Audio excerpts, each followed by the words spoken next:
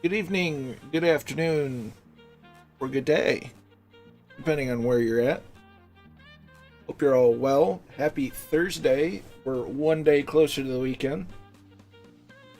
Just one more day to push through, and it's weekend time. Welcome back, and welcome back to Michigan. Been a while since I've flown here, and I was feeling a little flight sim homesick. So I thought, you know what? I don't do a lot of exploring of the east side of the mitten, so here we are. We're gonna fly from here down in near Monroe, Michigan, and fly all the way up to Cheboygan with a C, Michigan, up near the Mackinac Bridge. And yes, there are two Cheboygans in the area of Michigan. One starts with an S, one starts with a C, so it's really confusing. Don't feel bad if you get it wrong. So we're going to fly from here near Monroe, Michigan, from Custer Airport, make our way north past downtown Detroit, land in Port Huron. From there, we'll fly over the Saginaw Bay to Ocala, Michigan, home of our own boneyard of sorts, although I've checked it out and it's not modeled in the sim, which is fine.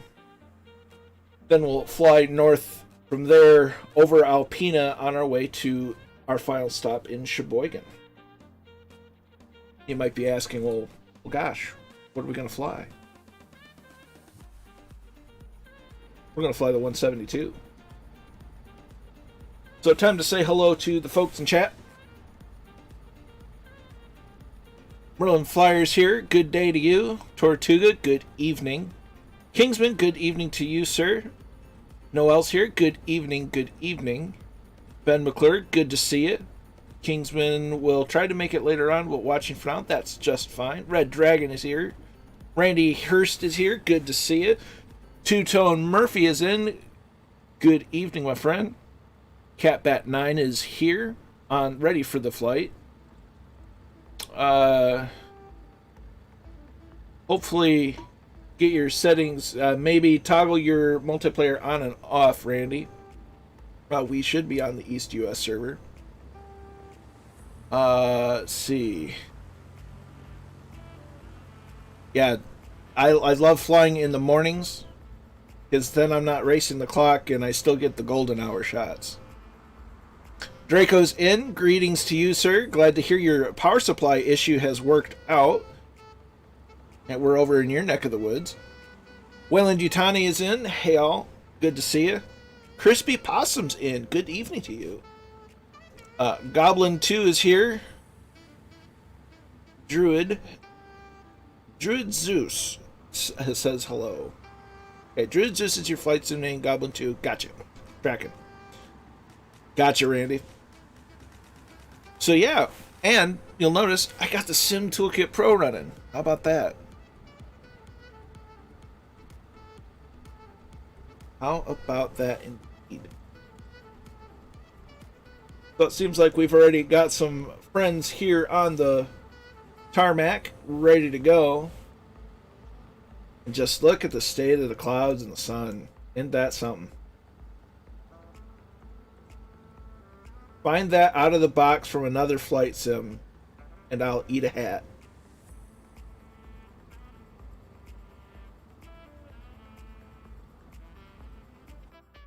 So, let's get in the cockpit. We're going to put our mixture to rich. Open the fuel cutoff. We're going to hide that for a minute. Even the straight. Yeah, absolutely. Throttle goes to correct. Alternator and battery master switches come on. Beacon gets switched on. To set our elevator trim for takeoff. Going to engage the parking brake so that it doesn't run off on us. We're going to lean out the virtual window and say clear prop. And we've started the engine. We want to make sure that we're between 900 and 1,000 RPMs while the airplane warms up. So we'll turn on our nav lights and taxi lights. Avionics are coming on. We'll set our transponder to altitude. Got the 530s running. Autopilot's on. For now, we'll turn a little bit of instrument lighting on so we can see what we're doing.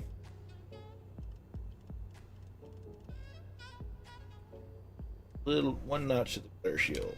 How about that?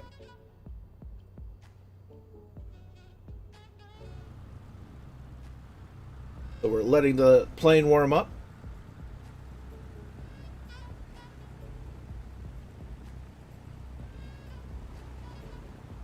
Just look at it's just stunning.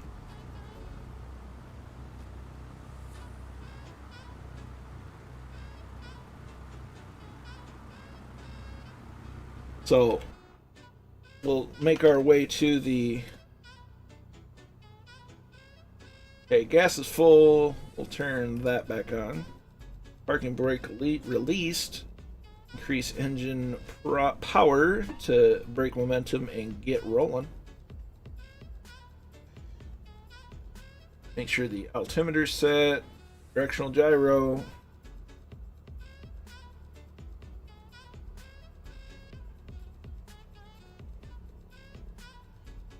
Now that we're moving, we'll reduce power a little bit. We'll maneuver around ground traffic.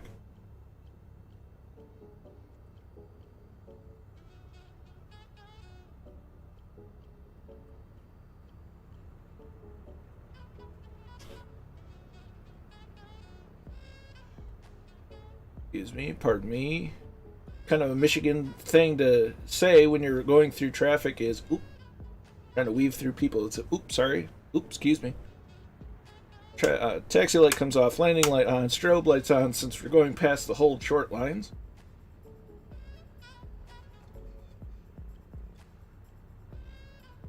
We'll line ourselves up with the runway. So we had a great flight last night with Murphy over in Florida, including having a little fun with the jets, which is always a blast. But we're going to get going here in Michigan. So slowly entering more power into the plane. Oh, we're going to be taking off with a little bit of a tailwind and mostly a crosswind. So aileron into the wind. There's 40 knots. 45, 50, 55, one notch of flaps coming in. 60 knots. Pull up a little bit just to break with the ground. We're in the ground effect.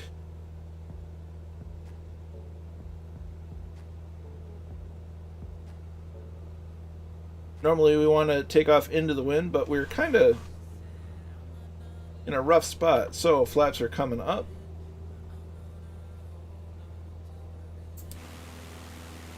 As we begin our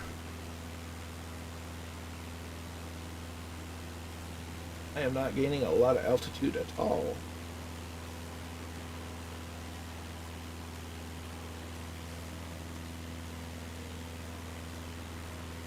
Too steep of a turn. Level that bad boy out. Look at that! Look at that! That's Lake Erie. One of 4 of the Great Lakes that Michigan borders. The shallowest of the Great Lakes. And at one point in time in history was on fire. There's a fun bit of history. Used to be rather filthy of a lake due to pollution, but it has been cleaned up significantly over the years, which is always a good thing. And you're probably hearing new music or music that haven't been heard in a while. I've been kind of going through some of the copyright-free music that I have been listening to on the channel and compiling it into a playlist on Spotify so that I have a centralized playlist that kind of has different types of music on it, so it changes it up a little bit. So feedback is always appreciated.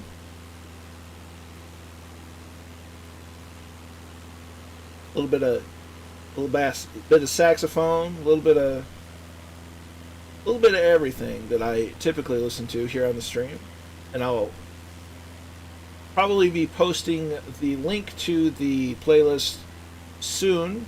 So if you have Spotify and want to listen to it, you can.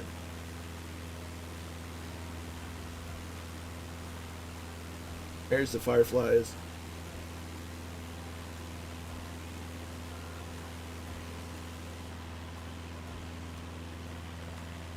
There's Ed Reed down on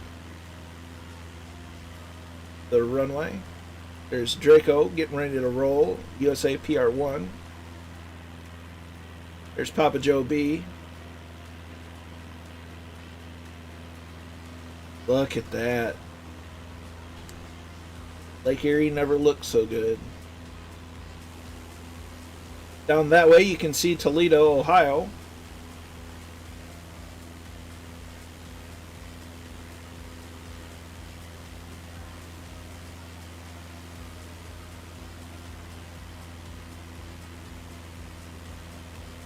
We're all in the air, Ed, but we see you, or at least I see you.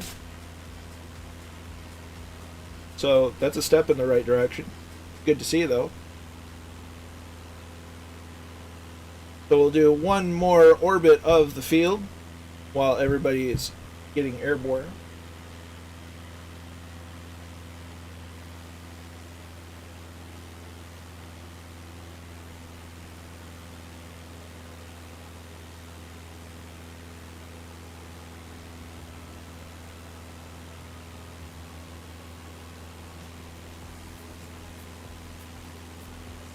And scattered clouds. You know, I love the Weather Preset Pro from SoFly, but sometimes just the stock scattered cloud setting is just amazing.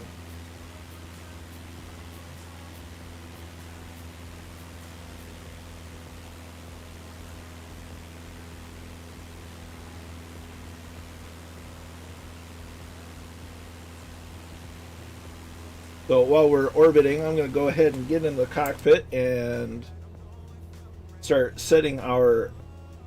We're at... I'm going to try to go down to 2,500.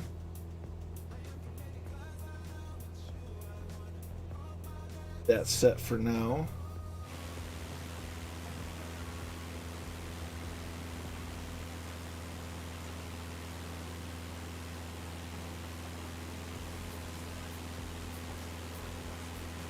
We'll start reducing throttle power a little bit, get to cruise settings while we do our final circle.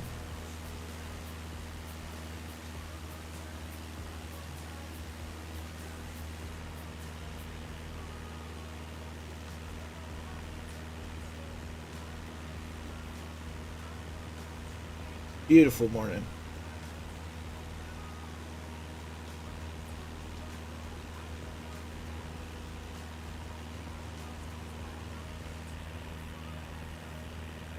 So it seems we have everyone up. So I'm going to go ahead and initialize the autopilot. I'm going to set the ground speed, or the vertical speed rather, to 500 foot a minute down because we're going for 2,500 feet. I'm going to activate nav mode and change our nav from VLOC to GPS.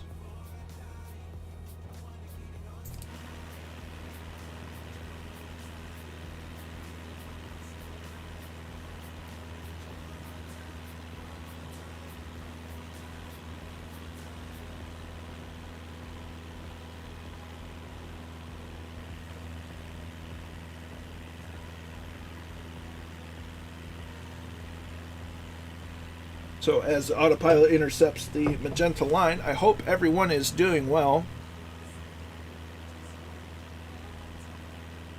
I've had quite the week. It's not done my nerves any favors, but these streams, between the streams with Murphy and my own streams, has been quite the change of pace that I've needed. Seamus is in. Good to hear that you got it all sorted out. One of the best parts of the community is everybody's willing to help each other. We're going to make sure our cruise power setting, we're going to try to aim for 120 knots indicated, so we're going to set the power to about 2,500 RPM.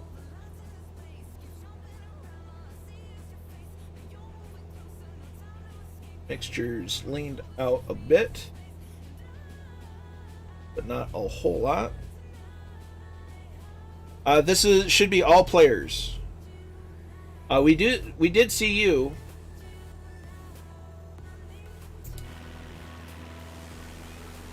Let's see. I know Ed was here.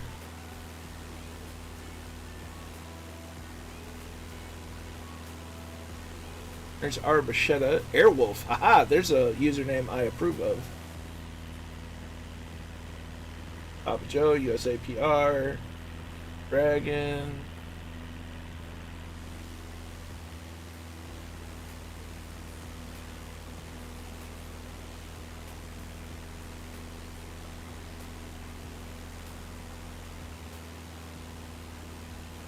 We will be intercepting on our course Kilo Oscar November Zulu on the flight path. That gives us on a nice line for seeing downtown Detroit over the St. Clair River and over Lake St. Clair. Sinjin, Stringfellow, man.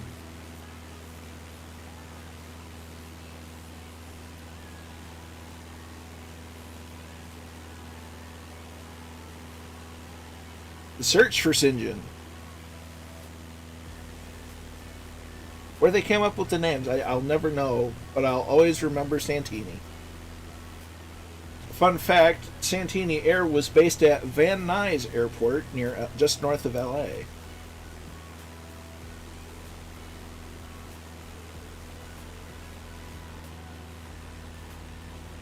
So this side of the state is a bit more flat than my side of the state.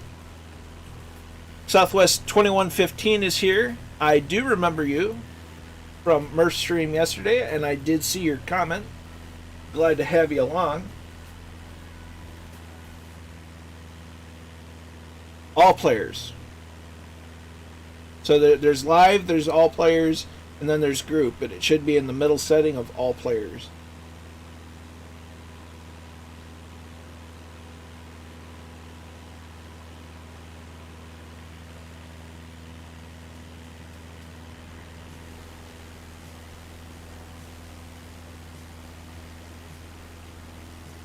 I believe this is I-75.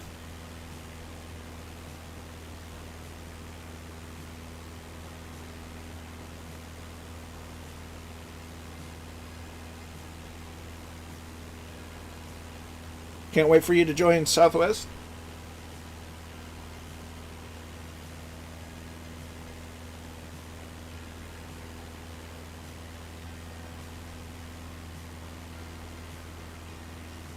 Yep. Air traffic, I have AI traffic off. So it's only real people on the flight.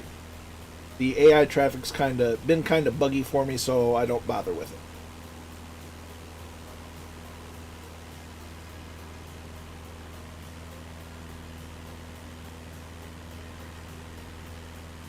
Tony Scott was right. Backlit airplanes just look amazing.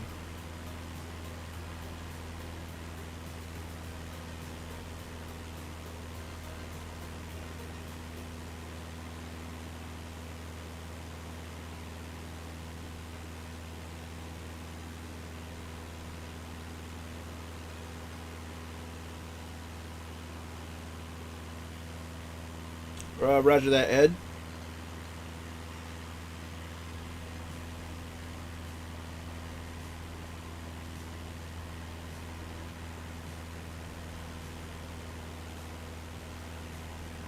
We'll keep an eye out for you.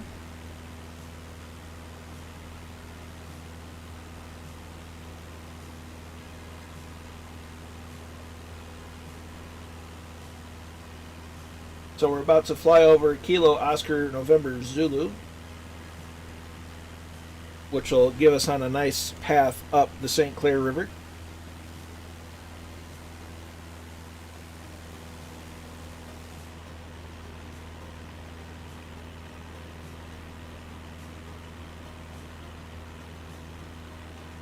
This is a major shipping lane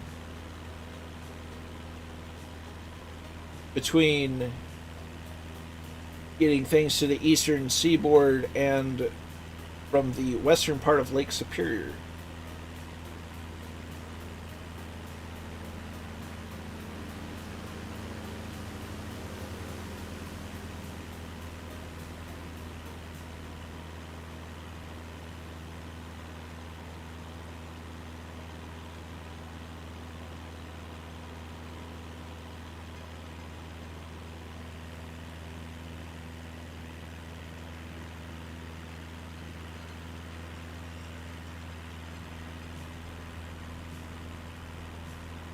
So there is Kilo Oscar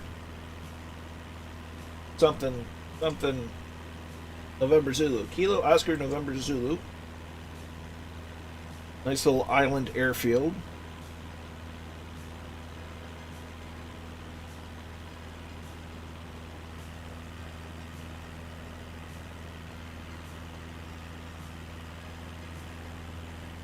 Go ahead and check our engine settings. Make sure everything's on story.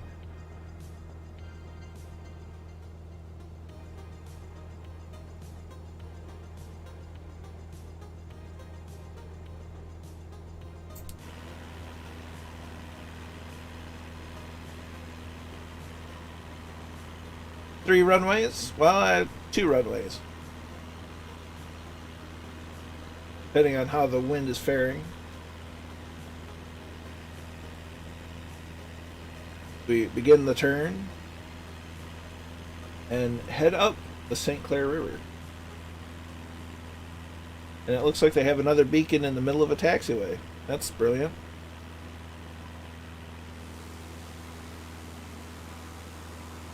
We see all of our friends behind us.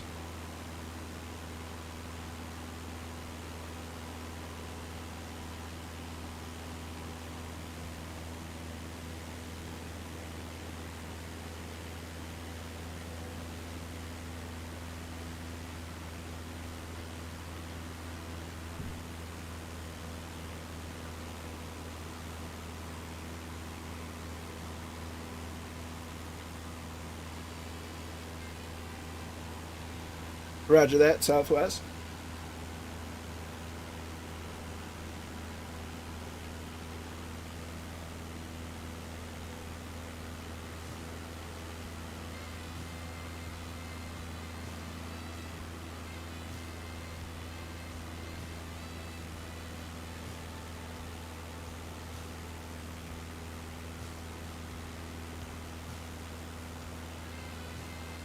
There's Southwest down on the ground.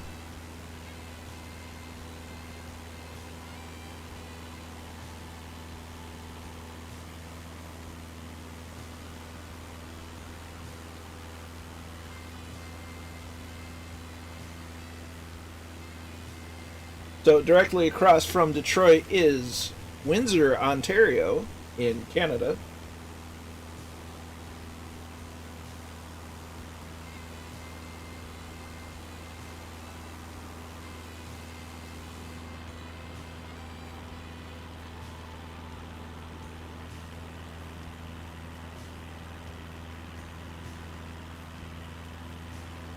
Look at that. Look at the way the clouds do hit the light. I'll never stop being amazed by it.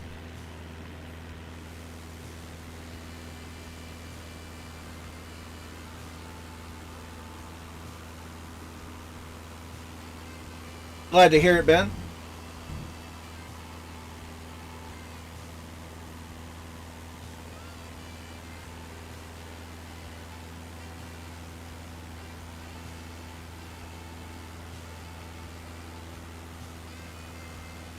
No, this is scattered clouds. The live weather isn't necessarily all that great right now. This is the steam gauge version of the 172. It is definitely my preferred version.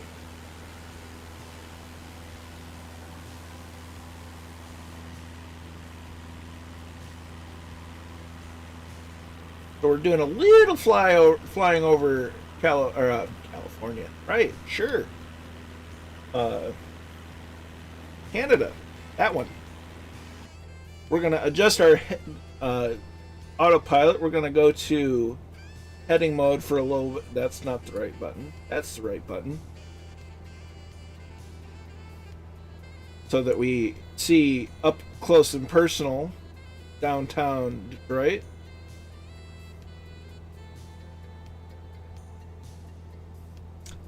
No worries, Southwest.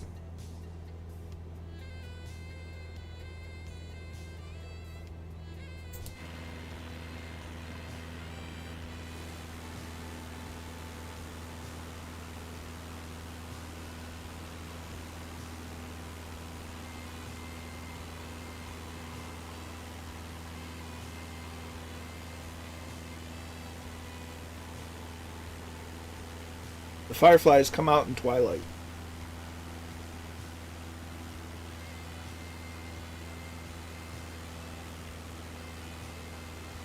Or as some here in Michigan call them, lightning bugs.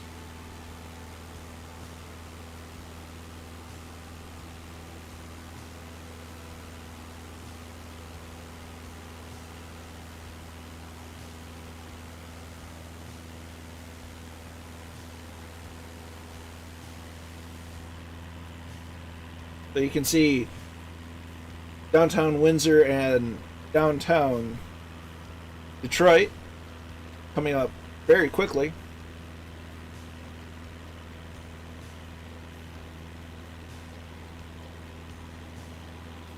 One of the more recognizable buildings in downtown Detroit is the GM Renaissance Center, where it is the headquarters for General Motors.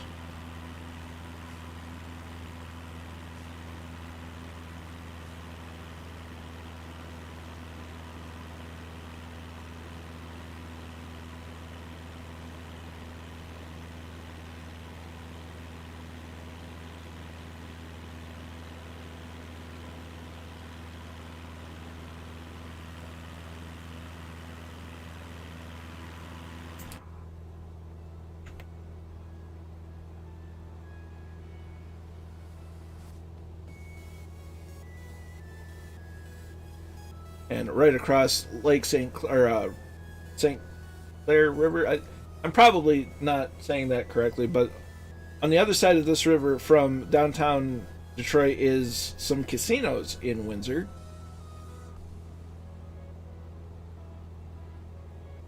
Start paralleling the river a little bit.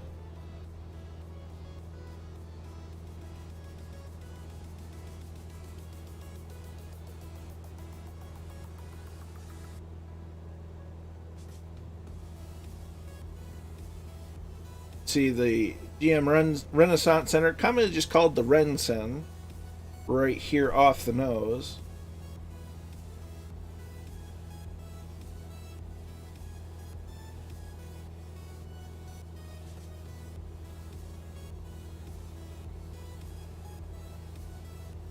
So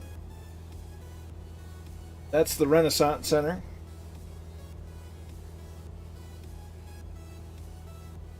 We'll wait for the pillar to get out of the way.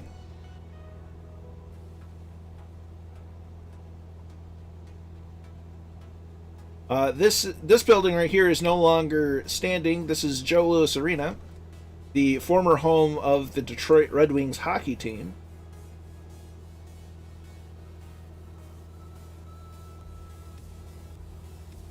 This building right here is what used to be called Cobo Hall.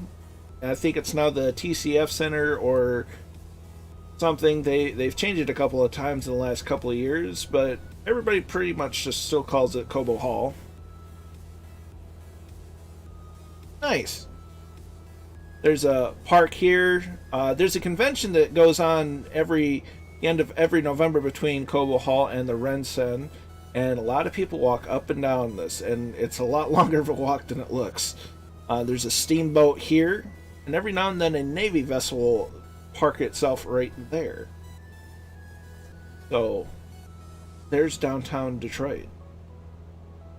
There's really not a whole lot else to see.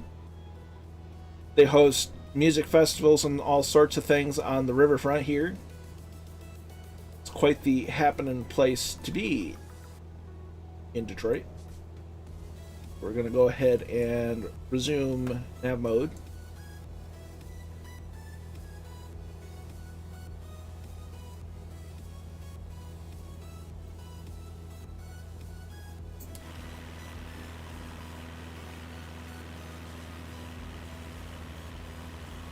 There's a partially sunken bridge that isn't partially sunken in real life.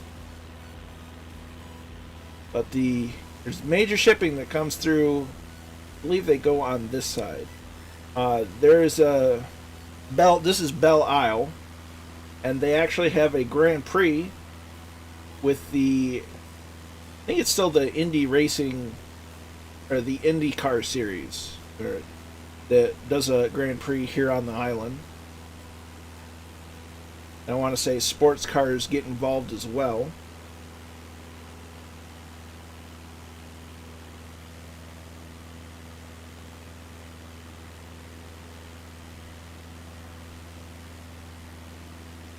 The nice marina there.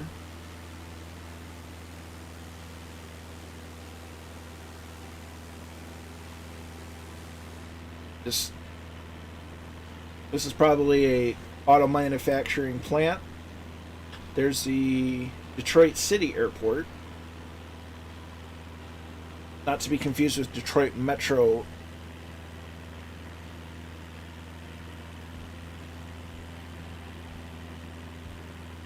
And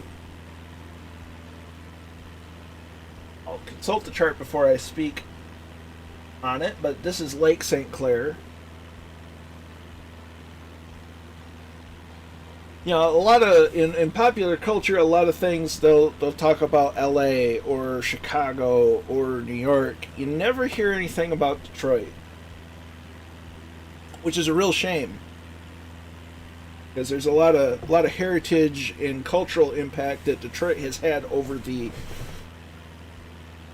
century, or over time. We'll just say over time. Between Motown and being the Motor City with auto manufacturing and such, you never hear about it in you never hear good things about it in popular culture. We've got eyes on Ed Reed's tag. Motown, that's right. I've spent much of my time in and around Detroit, even though I don't live on this side, or I live on the west side of the state as opposed to the east side of the state. But I do spend quite a bit of time in a normal year. Last year was by far not a normal year, but I do spend quite a bit of time in the Detroit area. And I have many friends that live out that way. Many of which I don't get to see very often. And you can see just houses. Houses and houses and houses and houses and houses. Nice.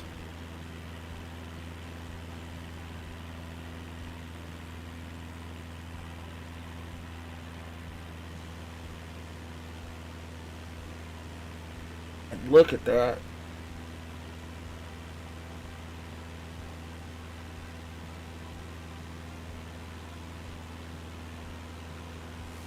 Isn't that something?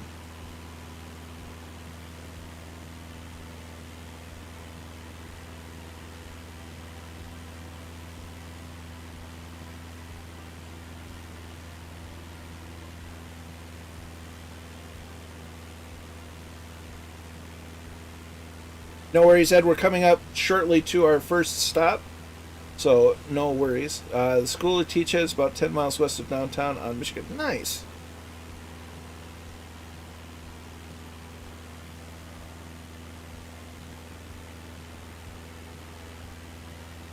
No worries.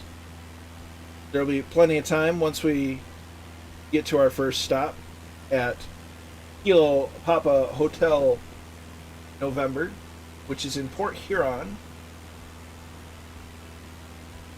but is the St. Clair County International Airport in Port Huron, Michigan.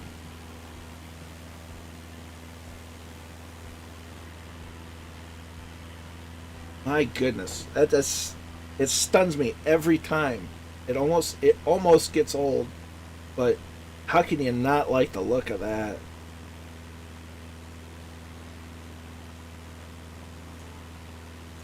Reflections of the clouds on the water, and the sun on the water, and the reflections on the airplane. Nuts.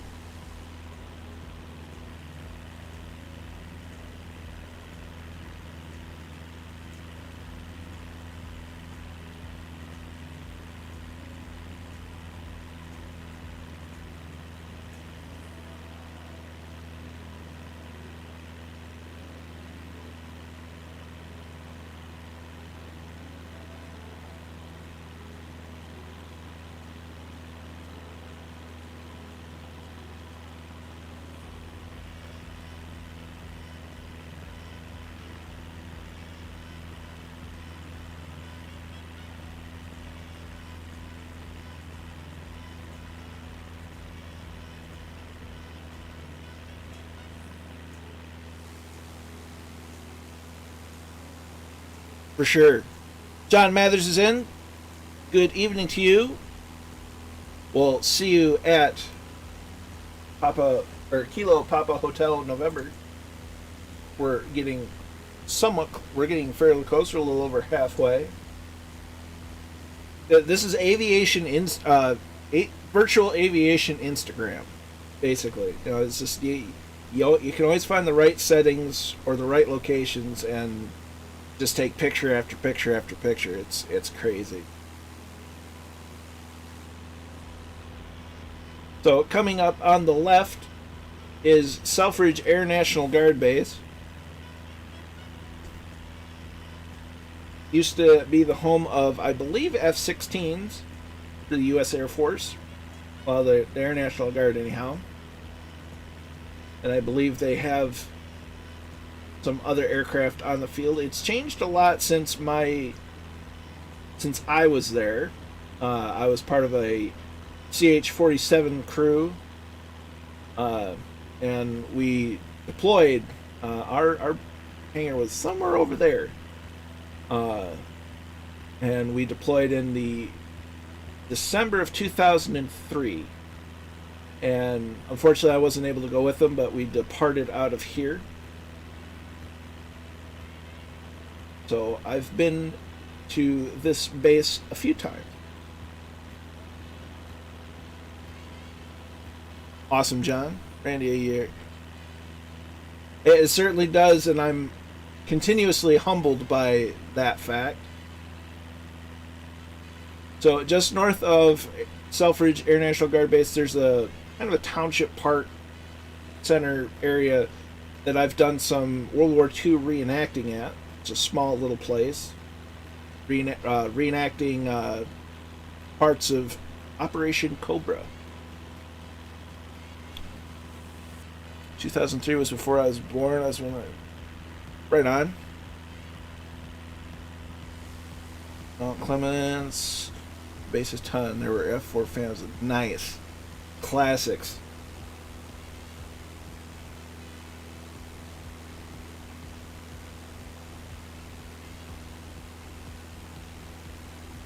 I think the Yankee Air Museum in Ypsilanti just got one of the old legacy Hornets from the Blue Angels. They got number 4. So that's pretty awesome.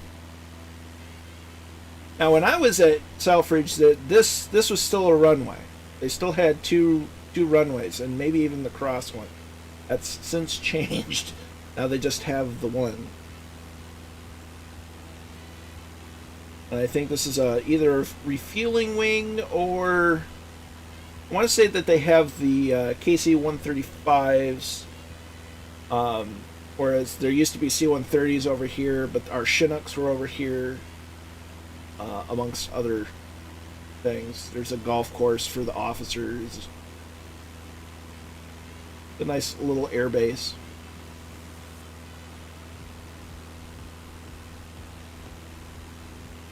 Captain Sickbag, hey, just checking in. How's it going? Good to see you, my friend. Doing pretty well. Hope you're well. Happy Thursday. We're almost to the weekend.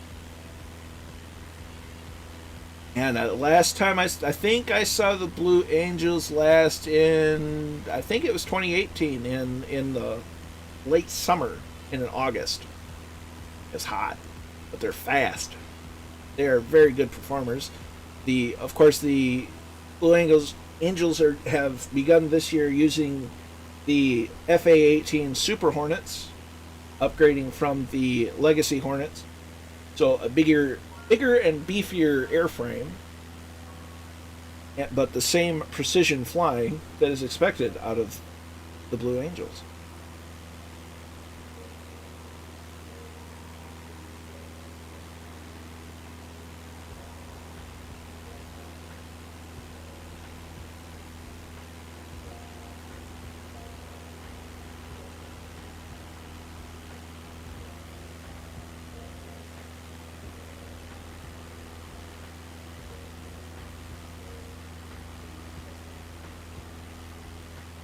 Hawk Trainer Jet took off from RAF Valley this morning. It flew over and did a touch and go at Belfast.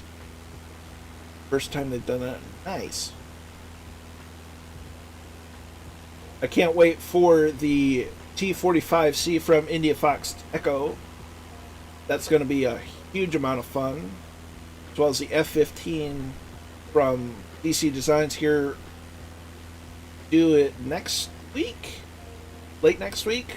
Maybe, as well as late next week or the week after will be the big UK Ireland update, which is going to be amazing. So we're going to do a lot of flying up that neck of the woods once that's out. Clyde Aaron's in. How you doing? Good to see you. Many thanks, Darren. We'll catch you. We're almost to Kilo Papa Hotel in November in Port Huron, Michigan. So we're getting towards the thumb. We're just finishing flying over Lake St. Clair.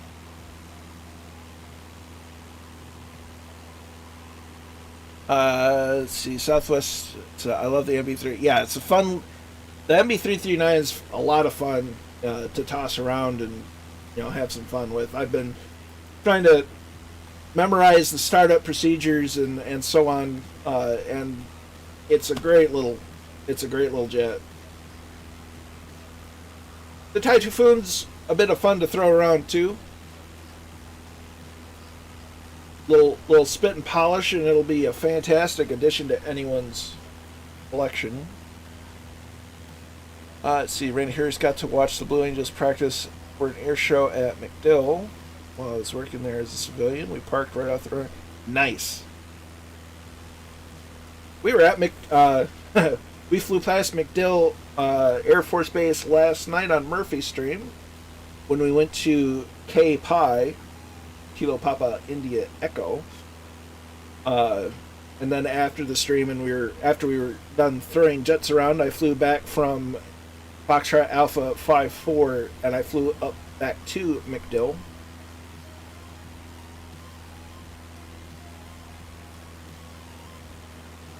Beautiful part of the world.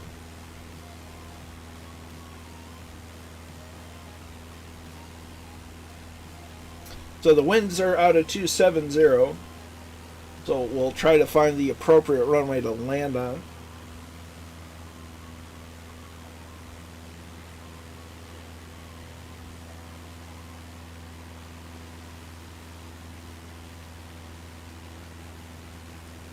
Say you probably saw me in the MB3 thing. Yep, more than likely. hopefully soon, especially with the F-18 or F-18, F-15 coming out, we'll get some Fireflies together and have some formation flying practice in the 339 or the F-15. That'd be a ton of fun. Goblin 2, I tried the Typhoon on the carry this afternoon. It's no. With them having the it's set to go Mach 2, it's interesting. It can be a trick to land on land, let alone a postage stamp sized deck. A fun challenge to be sure, but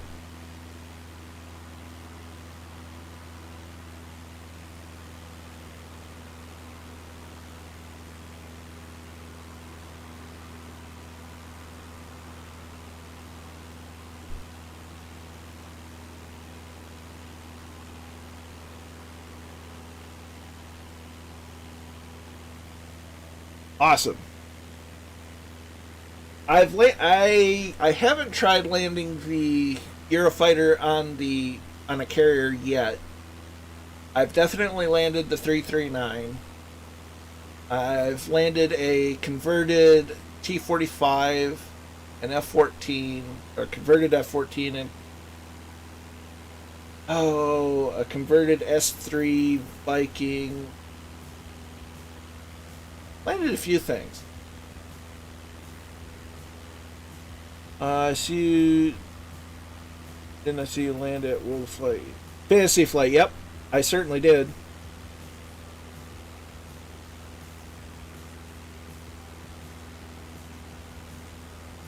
Goblin succeeded with the P-149 and the MB-339. Nice. I've yet to do it. I did an updated conversion of the FSX default F-18, and I have yet to successfully do it. Although I've only tried the once, so that doesn't really say much. I need to give it some more attempts. Runway 28 sounds fantastic because that'll go into the wind. We'll enter the old cockpit. So that's our airfield, runway 28. So we'll follow this interstate, which I believe is Interstate 94, and we'll come around and give her a land. We'll adjust our heading bug. Well, let's 060. Go to heading mode. Go to heading mode. Thank you.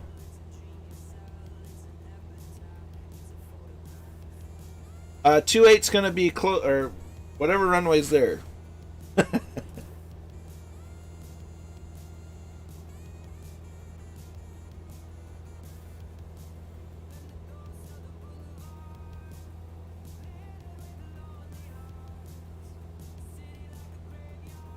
Oh, that's nice.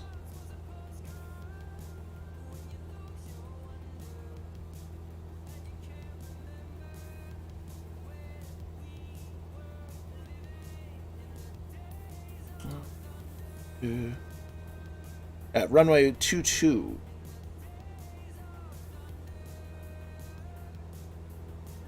Yeah, 28. Well, whichever one. We'll follow this runway a bit in order to get to our best runway.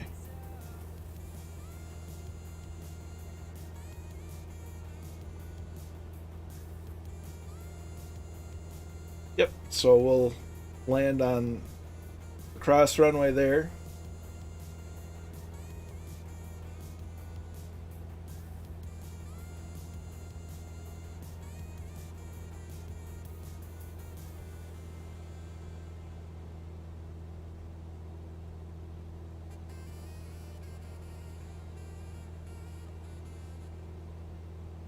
Our instruments are up to date.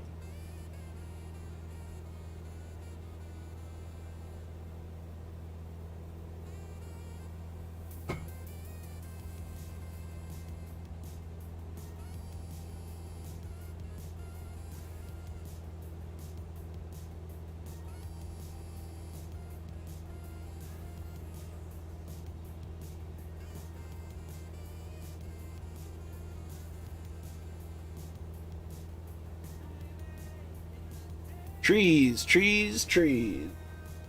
Heard you want some trees, so we've got trees for you trees.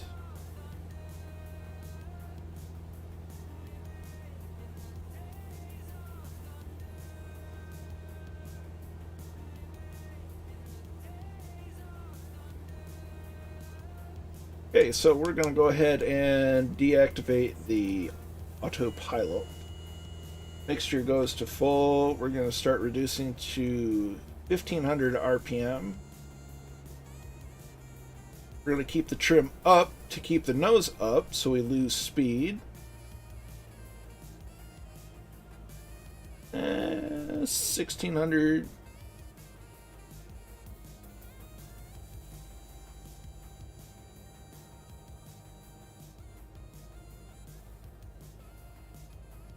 We can get into the white arc on the airspeed indicator so that we can safely deploy the flaps.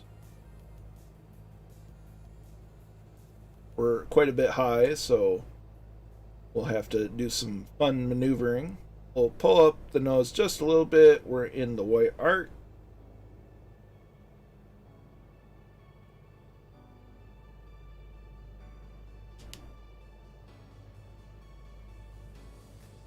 Now, since we were high, we're going to lower the RPMs a little lower than that.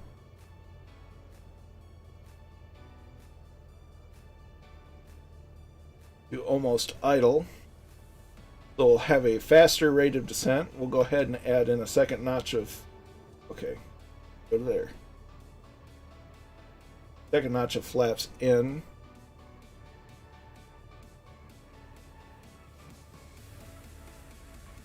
We overshot, but that's okay. We're basically going to do an S-turn.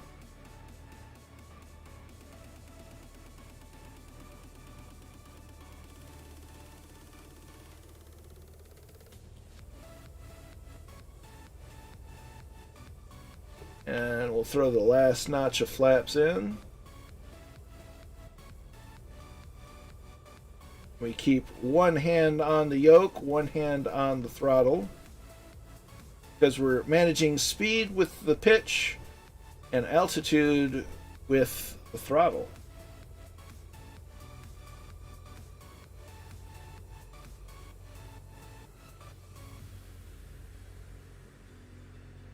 So we turned what was maybe a sloppy approach into a nice lane.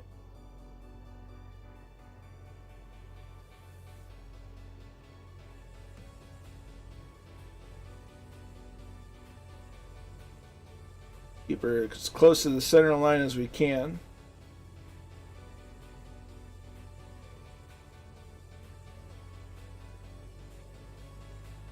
Add a bit of power. Roll it back. Rudder keep her on the center line.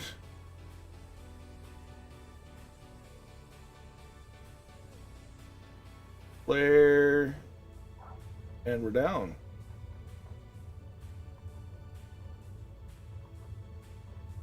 Not a bad landing rate. Not the worst, not the best. But we're down, and we're down safe. So we get our throttle back to idle, crack the mixture just a little bit, look for a place to pull off to the side. We'll just cut through the grass, why not?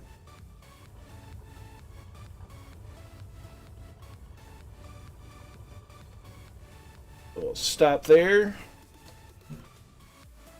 and we'll, as Commandant Muttley's in,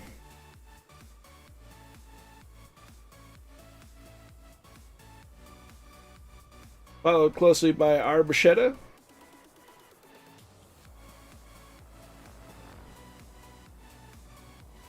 Nice job to both of y'all so far. We'll get the runway in the picture, and the runway's open for landing. There's Red Dragon, CYM, good to see you. Nice landing. It's Papa Joe, lands on the cross runway. Nicely done.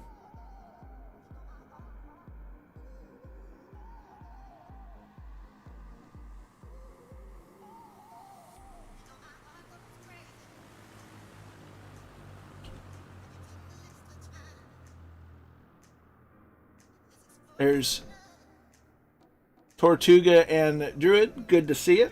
Nice landings.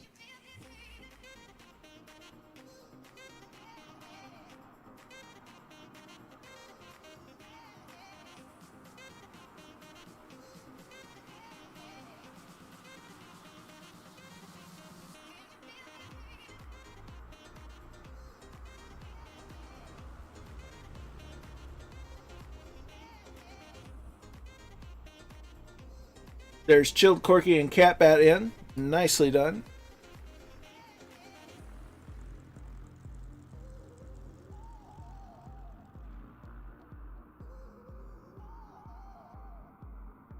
Whalen's in the X Cub. Nicely done.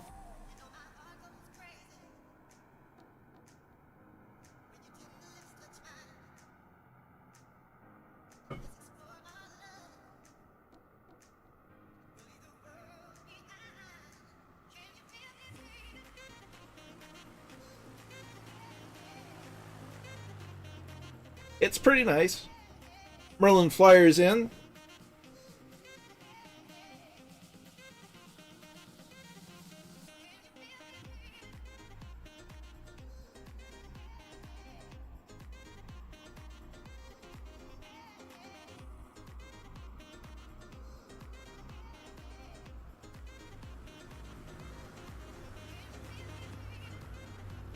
There's Fly Darren, followed by Bad Dog.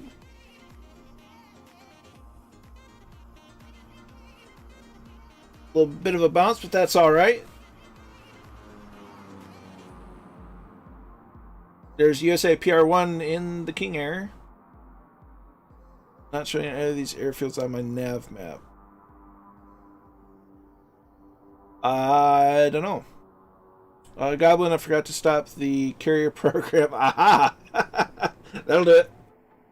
That's why I have the setting to just simply require the cables. As I see a war hamster sneaking in.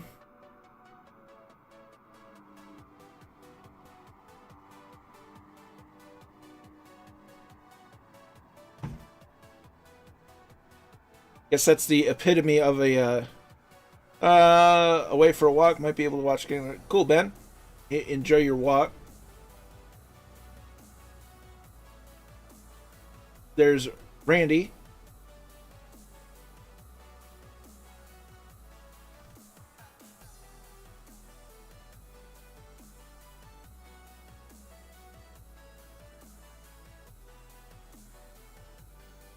So we're waiting on Warhamster, and we're keeping an eye out for Ed.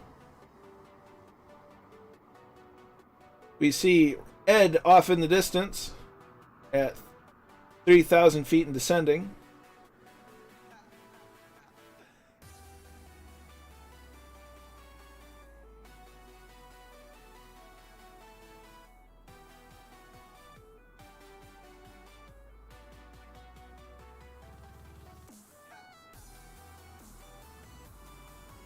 So Warhamster's making his way in the Mooney.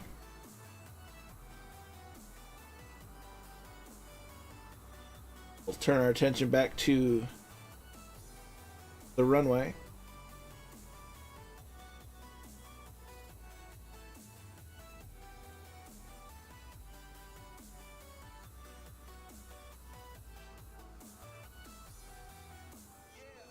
There's Warhamster. Nice.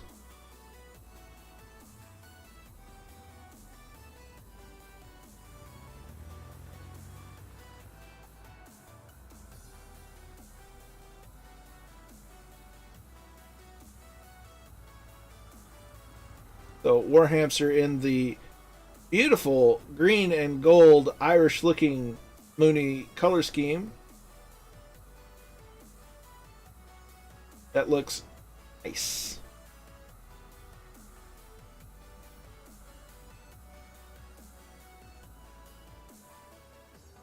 Got a view on Ed.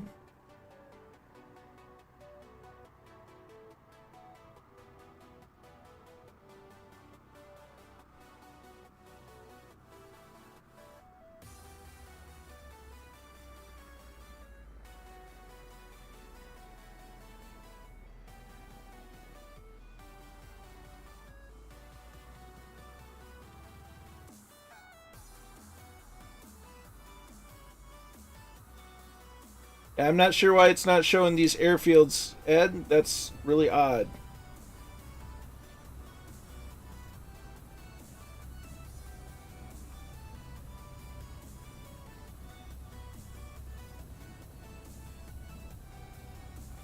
So, until then, we're going to at least make our way down towards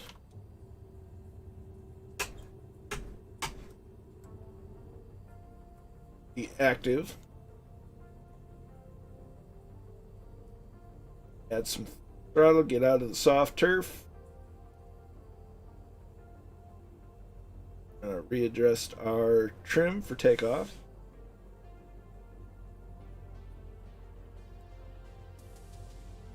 Wayland's off for the night. You have a good one.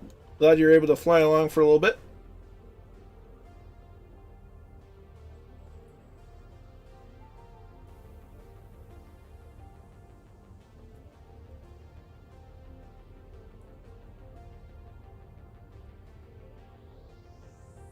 Gonna make our way down as Draco's incoming.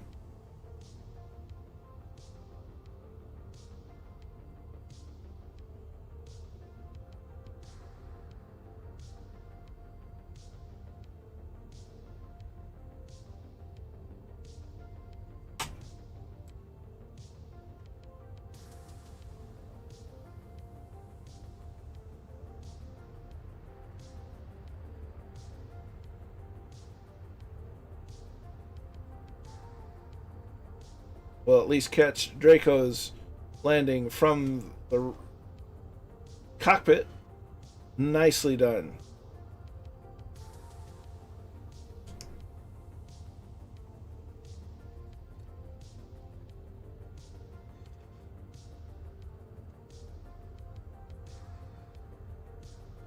So we're right behind Catbat and Randy.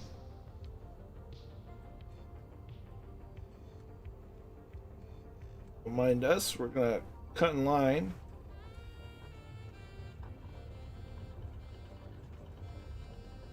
Taxi light comes off, landing light turns on, strobe lights come on as we cross the hold short line. Get ourselves lined up and, as the saying goes, lined up and waiting. Or taxi to position and hold.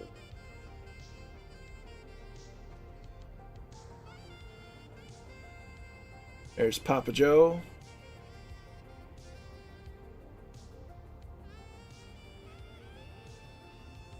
Look at all of us here today.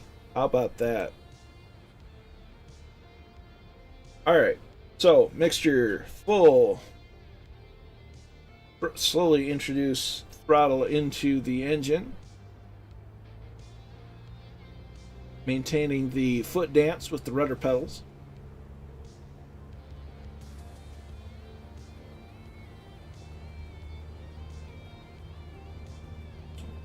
Airspeed is 40, 45, 50, 55, one notch of flaps go down, 60, and we're off.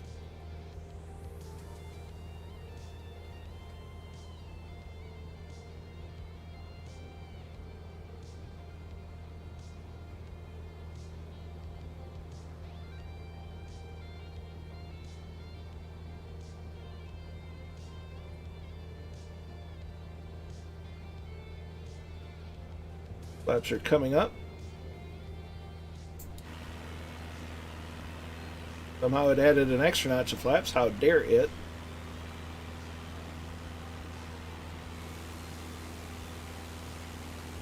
We'll orbit the airfield a couple of times before we head out for the next stop, which is in Oscoda, Michigan. We'll be flying over the Saginaw Bay as we start ordering Lake Huron on our way to our next stop over. Oscoda is our next stop. Then we'll fly over Alpena on our way to Cheboygan. Cheboygan with a C.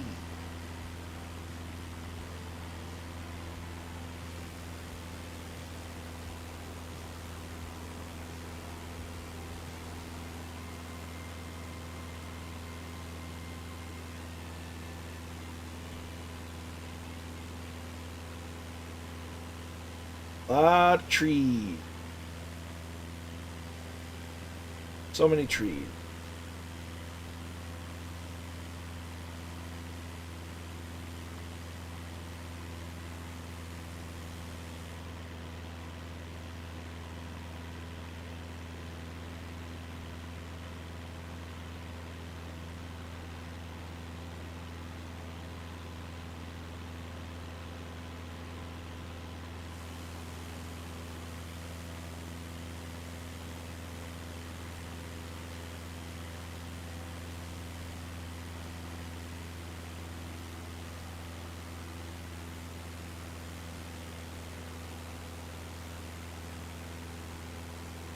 There's Warhamster with the brilliant formation flying.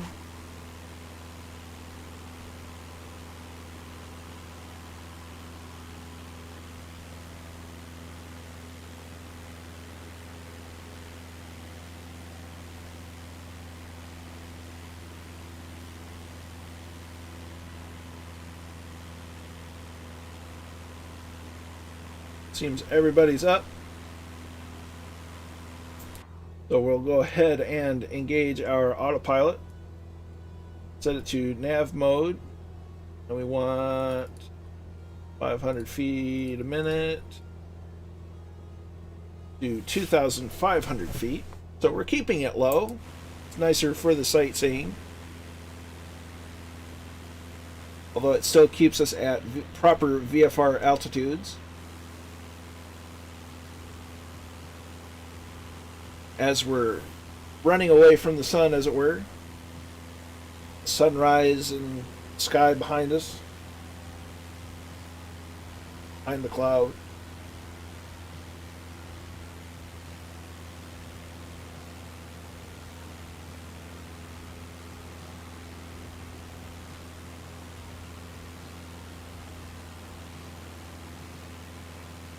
We're about to make a turn to intercept the magenta line, and there it goes.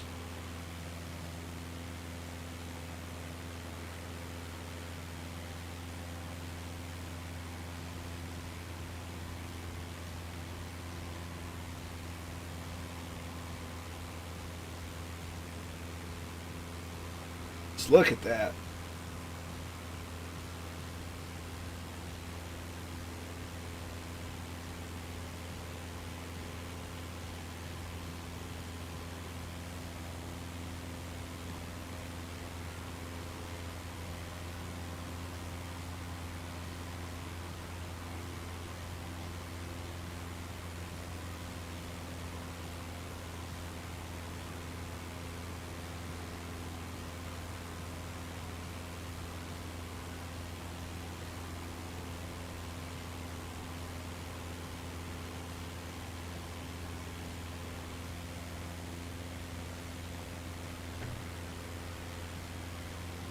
Absolutely beautiful.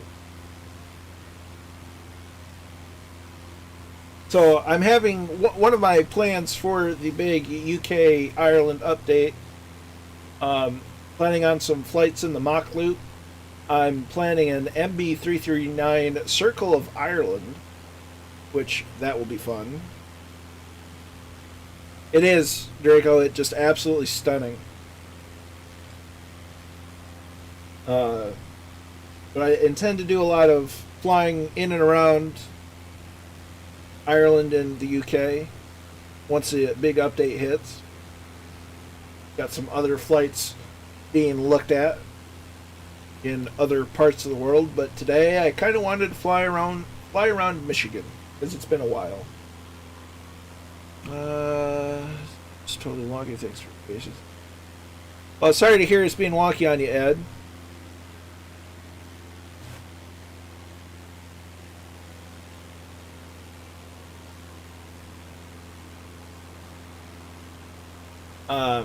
I don't know if it matters at all, but I do have Navigraph so that'll add an airport or two, or and some number. So I'm not sure if that has anything to do with it, but we saw you in the sim, so that's a step in the right direction at least. Always trying to keep an eye on those silver linings.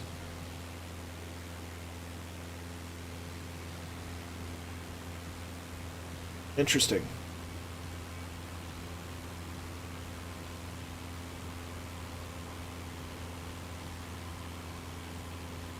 Well, I think if we put enough heads together on Discord and whatnot, we can get it sorted out.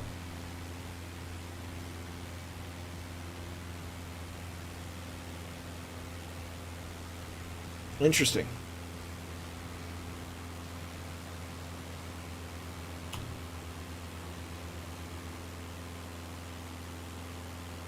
It's odd that it wouldn't let you download the plan.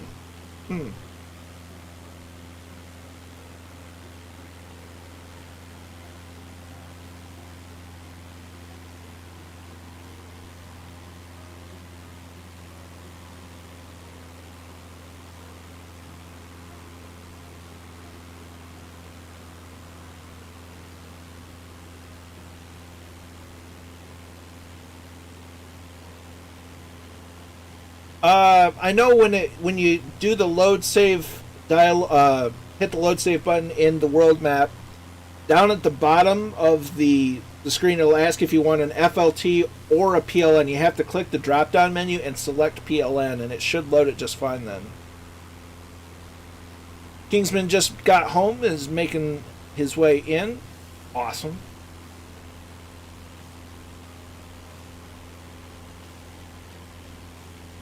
So when the box pops up to navigate to the flight plan, down in the lower right hand corner above OK and cancel, it'll have a little box that you can click on and it'll drop down, and you can switch to PLN files. Good afternoon, Magic 888. Good to see you. I'm going to try to catch up. Awesome. We just left Port Huron, Michigan, on our way to Osceola with a brief flyover of Bad Axe. Now that's probably the coolest sounding town name in Michigan is Bad Axe. Interesting. That doesn't sound right at all, but we'll try to get it sorted out.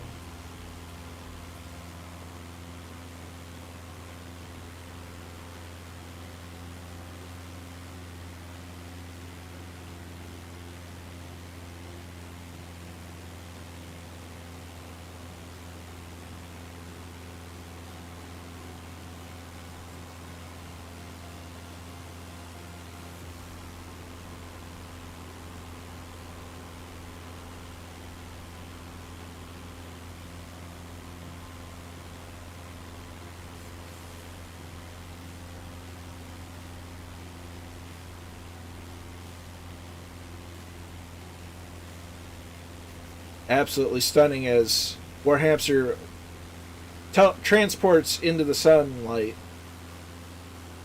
It's got that shimmery effect. Look at that. Isn't that something? Oh, it's so good.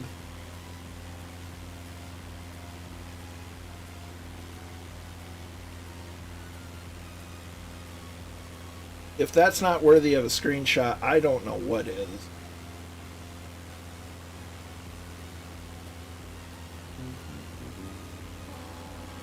Magic 888 donated $25. Colonel, for everything you do, the flight community certainly appreciate all your work and time. Thank you. Well, thank you, Magic 888. I do greatly appreciate it. Financial contributions to the channel are in no way required, but are always humbly received. So thank you, my friend. Much appreciated.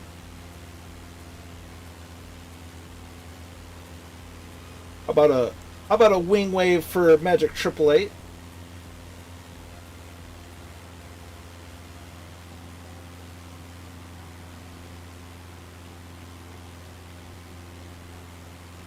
Finishes. You're going direct.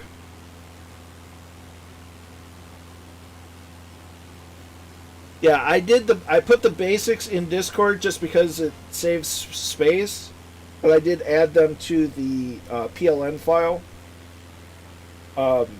which I made through little nav map, but it seemed to work for me, but who knows.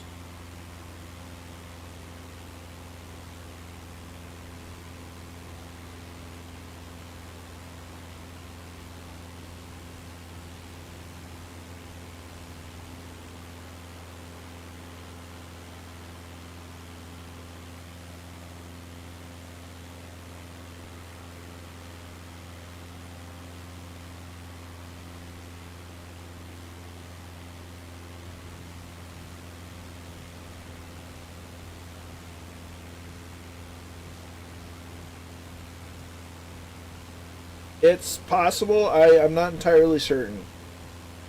We'll keep an eye on it, though.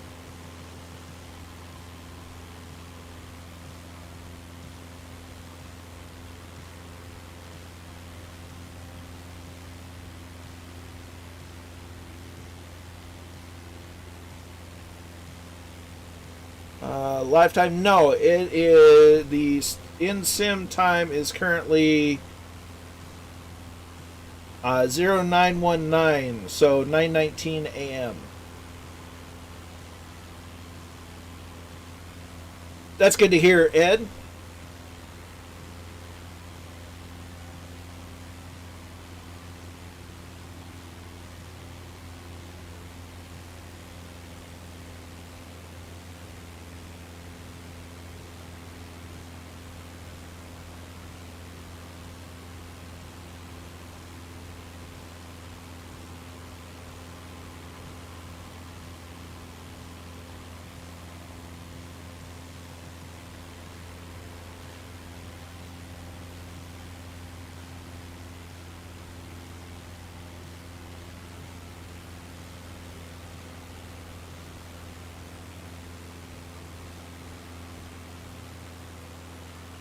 Let's see. That's a Cessna. There you go. Yeah, don't worry about the other waypoints as long as you can see the tags and the basic flight plans to OSC and then to SLH. It should be fine because the plane doesn't deviate too much, especially on this leg. It's mild variation. Pardon me. And from OSC to SLH, it's a bit more of a deviation, but not by much. Glad to hear you got it sorted out, though, because it's always great to have you along.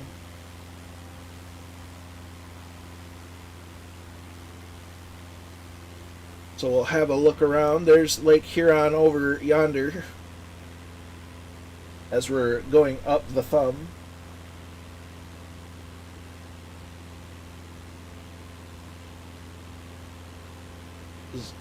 There's Warhamster off by the lake.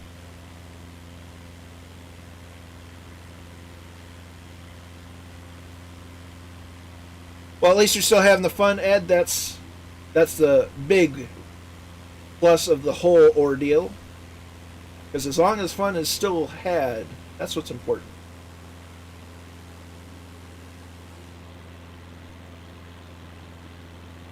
Look at that. Oh, the lighting just... I go nuts for good lighting because it's such an immersion breaker. If you have good models and textures and all that, can be instantly ruined by bad lighting, and the lighting in this is just spectacular.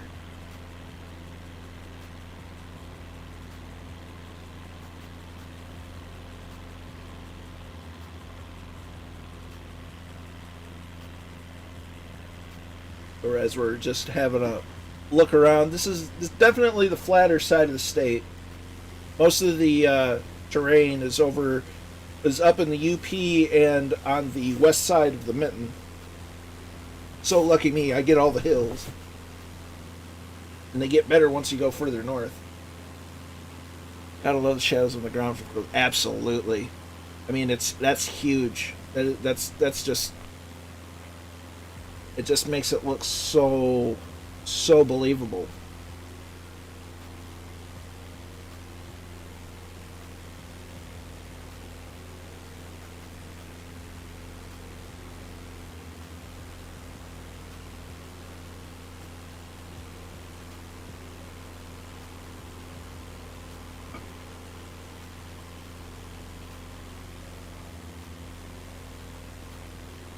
You know, between the shadows on the ground from the clouds and the way the sun interacts with the clouds, I mean, it's the whole 9 yards. Let's see, I've been trying to think of a Motown joke since we left twice. So here it goes. Played hockey in Port Huron, Michigan when I was younger. The Silver Stick Tournament. Nice. It is the East USA.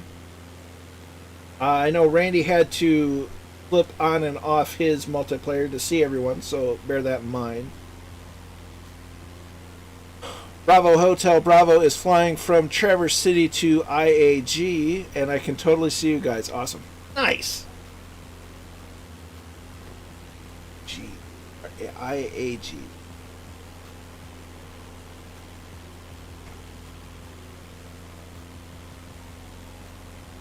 That is Niagara Falls. Nice. We're on our way over the thumb. Let's see. What's the temperature in Motown now? 3 degrees, 4 tops.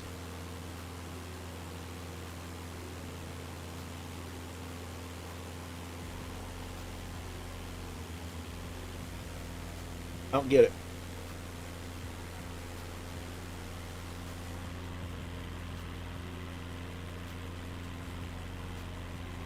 See, they're just don't know that. Fly Darren's off there.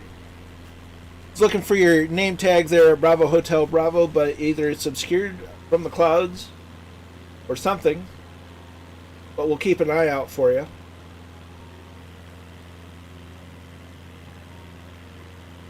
So I'll know SimBrief now supports. Nice.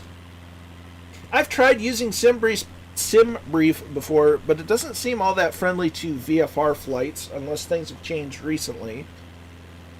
Even for a VFR flight plan, they seem overly complicated. Well, maybe on this side of the state, there's plenty of terrain on the other side. Warhamster with a $25 donation. Cheers, I just opened a beer. Nice. Many thanks, my dude. It's much appreciated.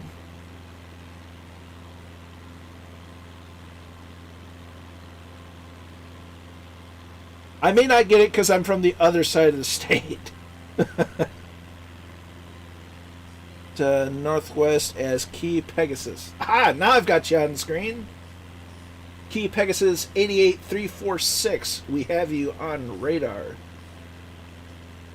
Continue fly as normal. That's awesome, my dude. Traverse City is a fun little airport to fly in and out of. Cherry Capital. Done a fair amount of flying in and out of there in Flight Sim.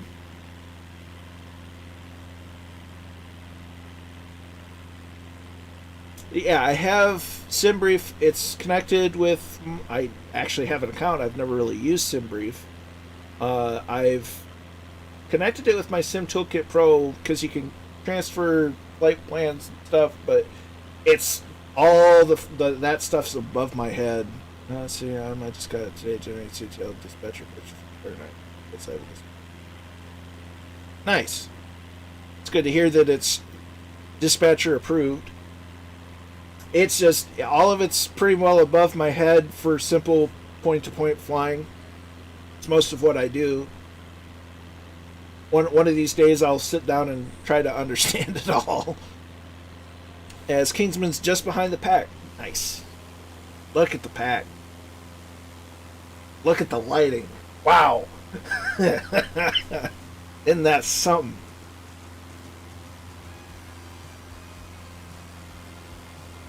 That's fantastic.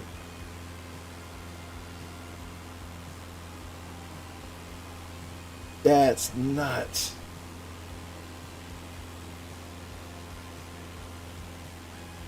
$10 years ago, if I had seen something like this, I would have asked, take away the name tags, and I would have asked if it was a picture of real life.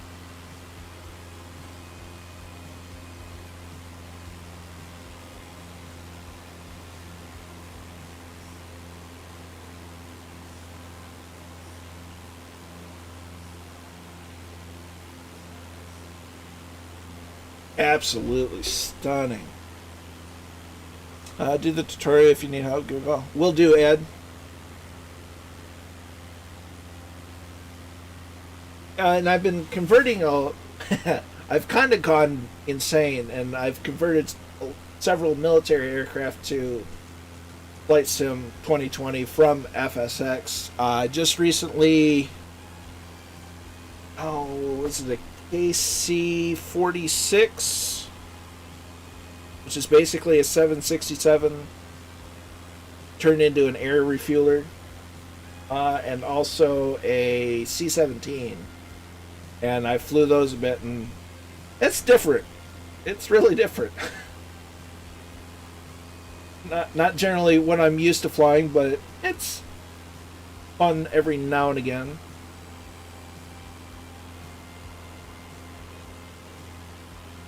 The whole FMS system in airliners and biz jets are just, they're a whole other ball of wax when you're just trying to go plug in GPS with the Garmin 530 or even the G1000 for that matter. It's a whole different animal.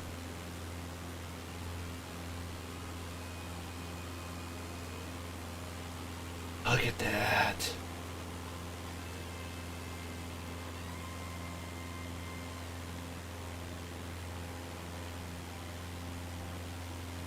Oh, intro. I don't hold them. Interesting. Whatever.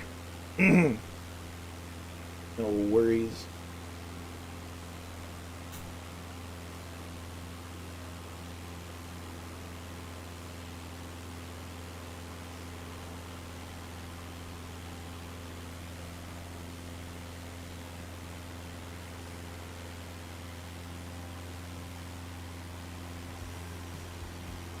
Absolutely stunning.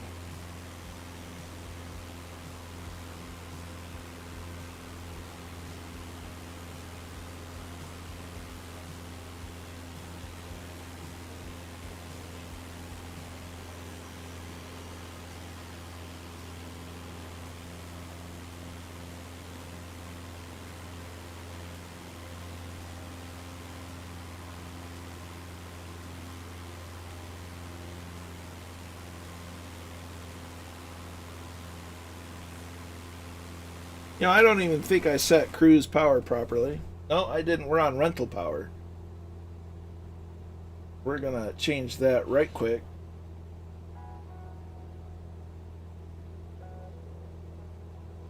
Got distracted with the lighting and whatnot. Forgot to set cruise power. My bad, everyone. We'll dial it back to 2400 RPMs. See, it's kind of biblical, yeah. Not exactly scattered clothes, eh? Well, it's definitely thinned out in this part. Several weeks ago, I flew from London Gatwick to Marseille, 1,000-kilometer in typhoon, real time without stopping. It took around 40 minutes, I believe. That was huge fun. I bet.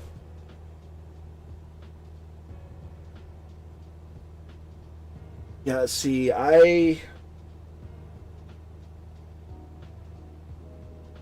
well, honestly, the longest trip I did in a jet was with the MB339 last Thursday when we went from Miramar to the Star Wars Canyon, did the Jedi transition, flew to San Francisco, did the carrier landing there, and then flew to Naval Air Station Fallon in Nevada.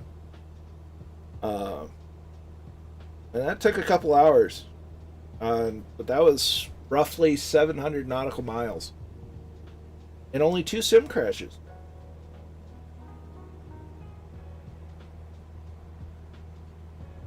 You got the wind farm. Yeah, sorry everyone, I changed the speed because I realized I was on rental power. So, my apologies. I hit the brakes. Cloud cover is reported in 8s. 8 out of 8 is obscured. 1 out of 8 is few.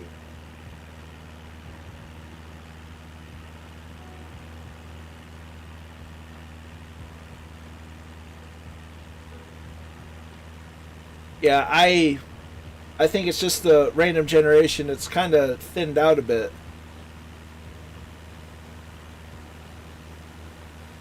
In this particular section, it was kind of been here and there.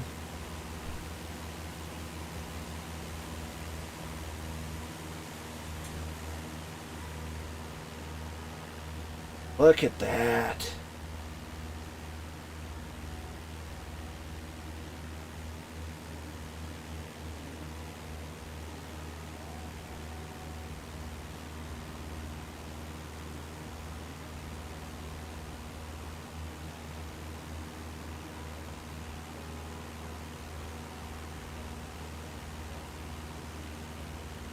This is just, I mean, this is like airplane porn almost. I mean, this is almost to the point of not shouldn't be allowed on television, which is good because it's the internet, not TV. But this is just beautiful.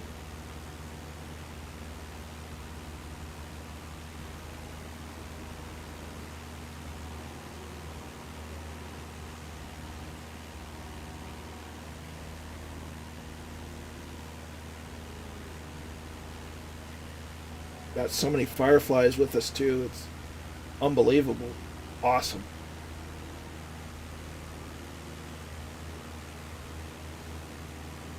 And see, look, we're flying over all of my fans. The real weather here at this time is stunning. There's not a single cloud in sight. Here's blue sky, nice. Yeah, it's kind of, Michigan's kind of all over the place. I mean, earlier this morning it was, you could practically see the sunshine where I'm at, and now it's cloud covered. We've had all 4 seasons in one day from time to time. You know, start off winter in the morning, spring by about 11 a.m. By the time 3 p.m. rolls around, you got summer. And then once it hits 6, it goes straight into fall. Michigan's a wonderful weather place. A peculiar weather generator. It's almost a unique sort of set of circumstances, being as big of a peninsula as it is, but with also states all around it. So, you know, land around the lakes, but they're big lakes. It's, you know, it's somewhat of a unique weather system generator, being in the Great Lakes region. I know Lake Michigan has a tendency to either act as a sword or a shield when it comes to weather. It'll either increase the weather system that's moving over or decrease it depending on the temperature of the lake. I do believe this is Bad Axe. So we're due for a turn. A very slight turn.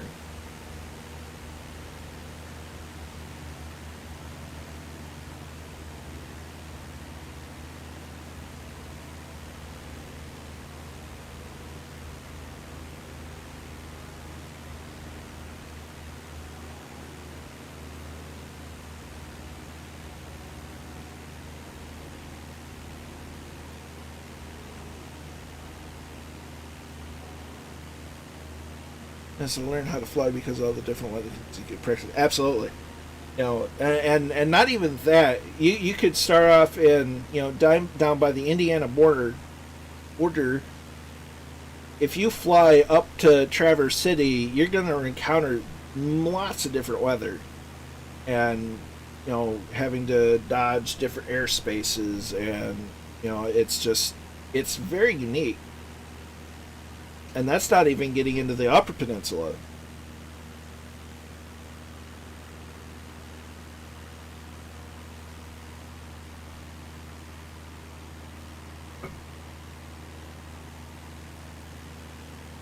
You can get into some decent bush flying when you get up to the UP. Now we've done a little bit going over the Sioux Locks. Haven't checked out Isle Royale though. That's on the list of things to do. Fly from the Keweenaw Peninsula up to Isle Royale. That'll be neat. But there's no officially listed airports up there, so it'll definitely be bush and finding open spots.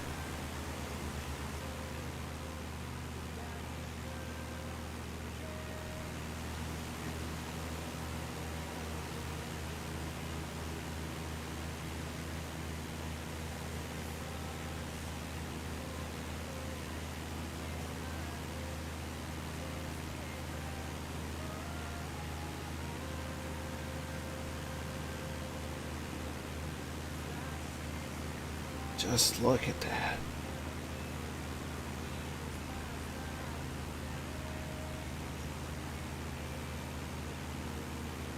It's nuts. So there's Key Pegasus, who stopped by the chat briefly on their way to Niagara Falls at 15,000 some odd feet. Miggs in Chicago is not very far, and this airport is quite historic. Yeah, I had it installed, and then it didn't cooperate very nicely with the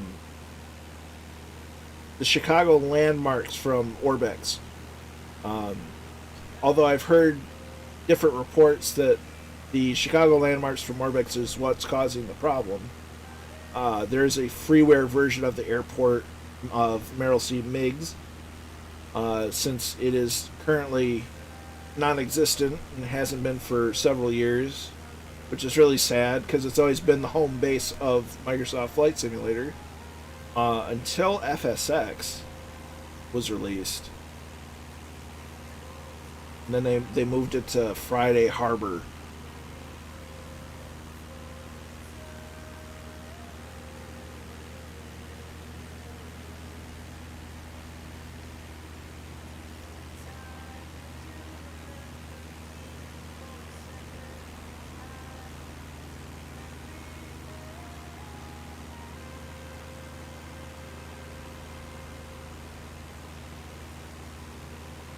I think right now it's a lot of parking lots and a park, which is a real shame. But what can you do?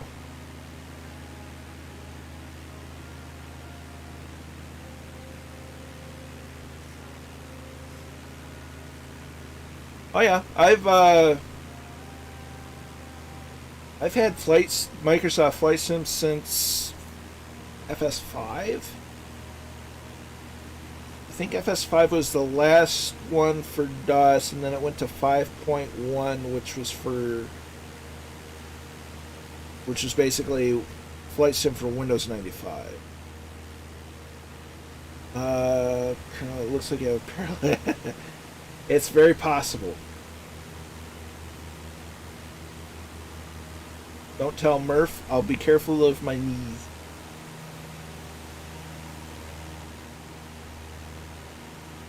But yeah, Meigs it's a fun airport to come in and out of. I do have a freeware version that's really well done, but due to some issues and problem solving, I don't currently have it installed, but I'll have to sort some issues out.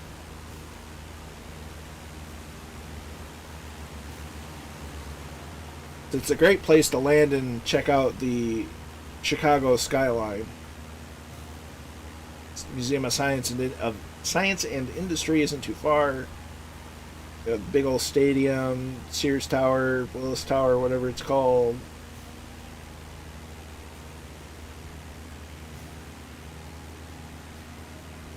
Great little airport. I think the last time we flew around Chicago on stream, we started off in Waukegan.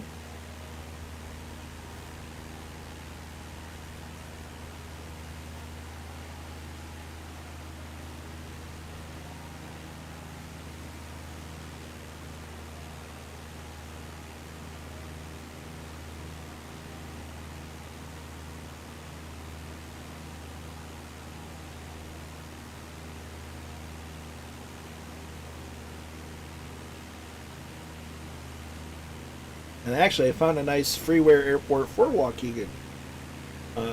So, have to check that out. Another place we gotta fly to again is Oshkosh. That's gonna be a blast because that's always a neat airplane. Words are hard. Airport. I'll get it. I just gotta relearn English. Oshkosh is always a fun airport to fly into and around just because of the significance of it in general aviation and aviation in general. Because I don't think there's anybody that's really in aviation that hasn't heard of Oshkosh and AirVenture.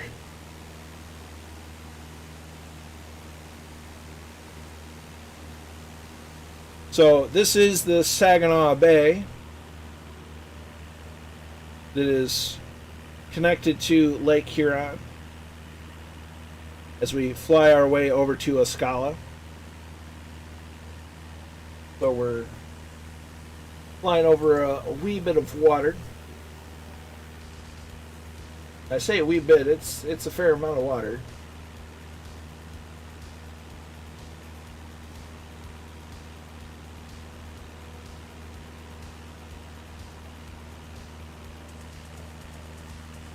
Absolutely beautiful.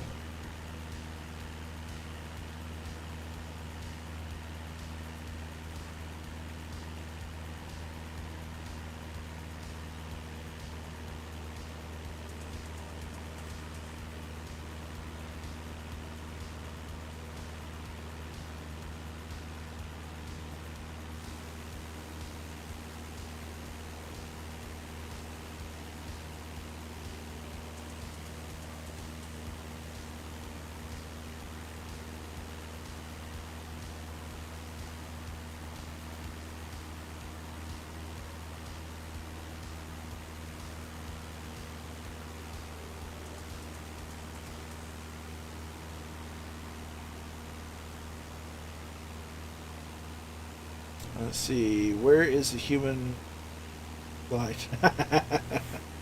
He was in the chat earlier. He's probably busy working on some projects. Kind of gave him a bit of an idea last night for a repaint of his helmet. We'll help him get that sorted out, but it's going to be grand. It was definitely one of those cases of, if I can speak English, of now I've got to get one because it's so hilarious that it's the kind of thing that needs to be a shared experience. I think he has, Seamus, but it was you can't argue that it wasn't entertaining because boy howdy.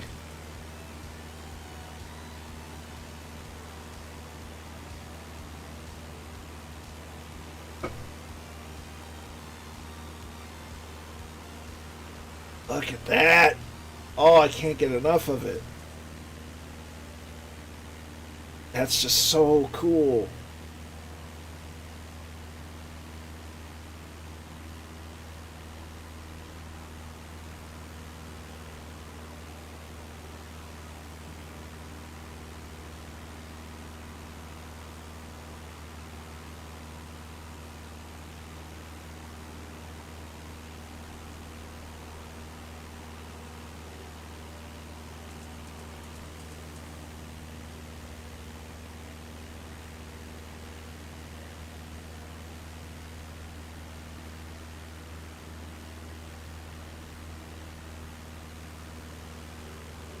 Hey, speak of the devil, and he shall appear. Won't be able to hide that flight for a while. Yeah, but once you get your paint job sorted out on that thing, you're gonna want to wear it everywhere.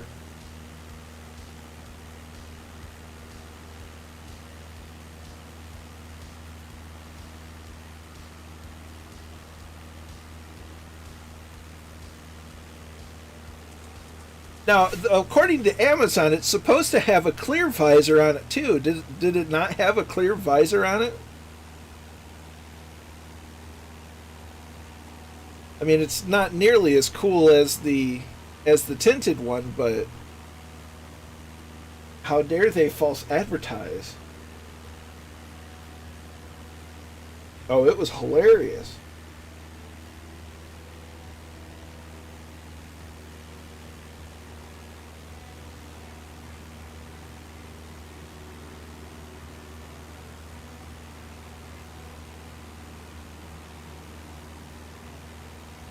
I just got to get me one of those here soon. Aha! I was gonna say I would have been surprised if it didn't, but I know why.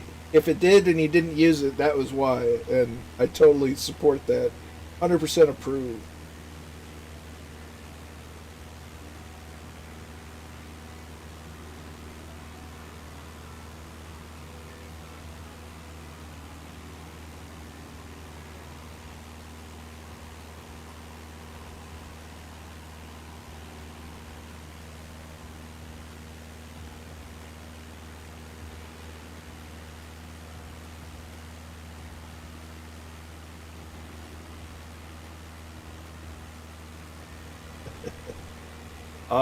It was great.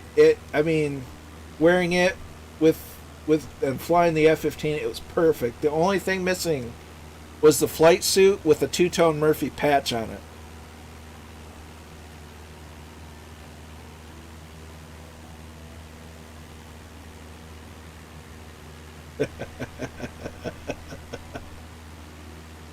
Oh dear.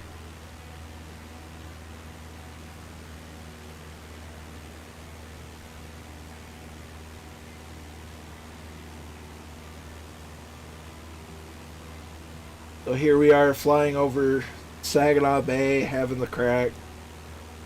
Absolutely wonderful.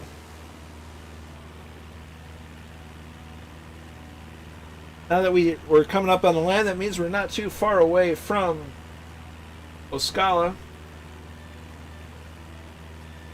Oscoda, excuse me. We're going to look for runway 25 for landing.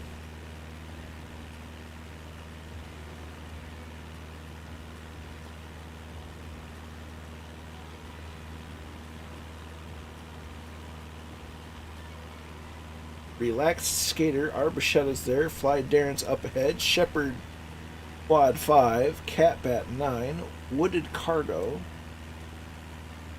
and Jackman. There's Bad Dog.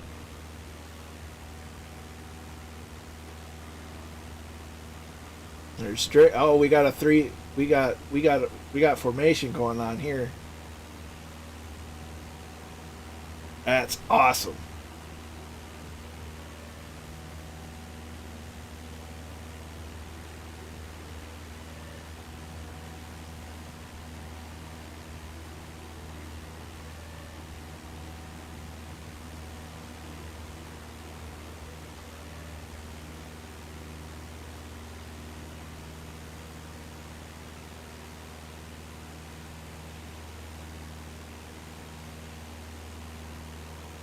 Perfect spacing.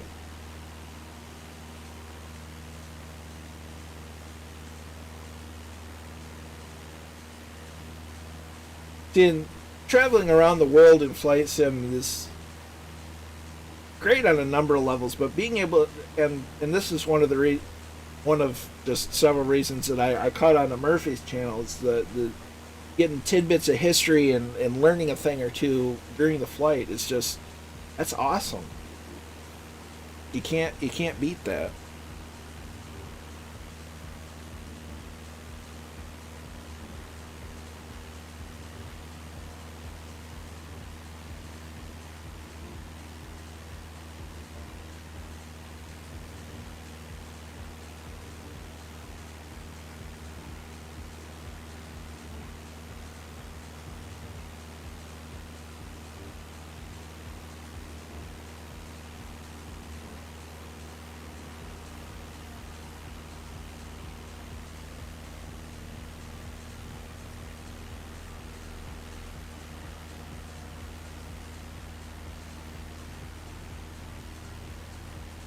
So let's check the cockpit out, see what the 530 says. We're about 12 miles out.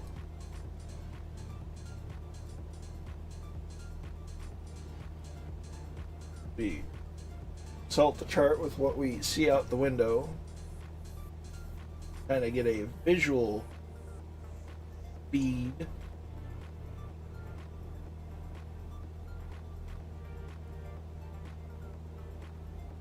I'm just having a laugh here with the camera. Right there. So we're going to go into heading mode here in a moment so that we can get lined up. We're going to set this to set it there to 360 over here and go to heading mode.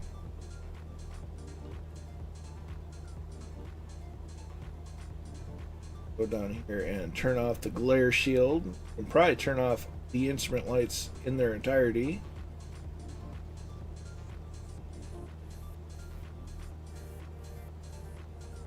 Officially just daytime.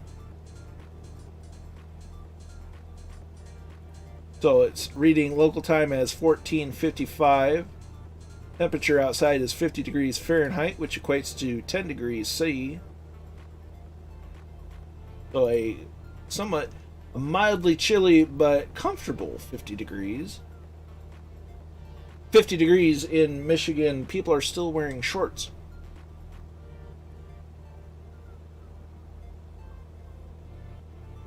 It certainly is. I've often tried to think of where would I live if I had to leave Michigan, and it's a hard thing to leave Michigan. It's just, I mean, for many of the negatives that exist, there's a lot of positives in Michigan. The variety of terrain, the landmarks, the history. There's a lot of nice things about Michigan that's nice to be in the state for.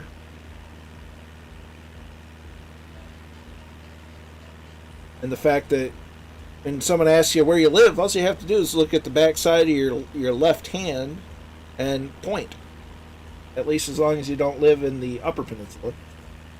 Then you have to flip your hand 90 degrees and look to the palm of your hand and then go, I'm over here.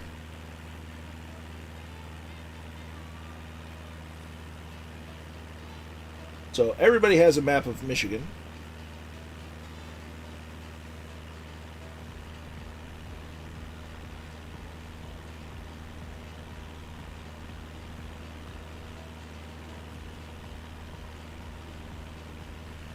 So we're coming up on Oscoda. I'm going to butcher that several times.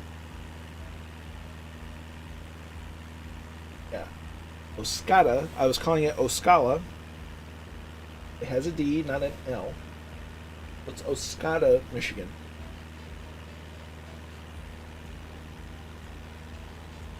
We have the airfield in sight. We're going to do that kind of a flight path in.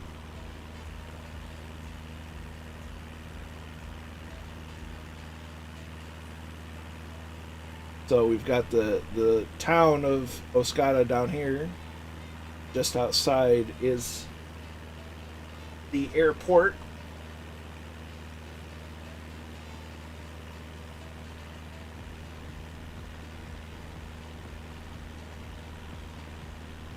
Got the Sable River over here. The air chart doesn't want to give me the name of that lake. Fine. Kind of hard to figure out with other methods. The Van Etten Lake. There.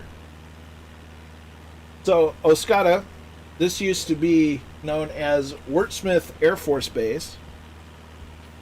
But as far as I'm aware, it does not have Air Force activity. I could be wrong.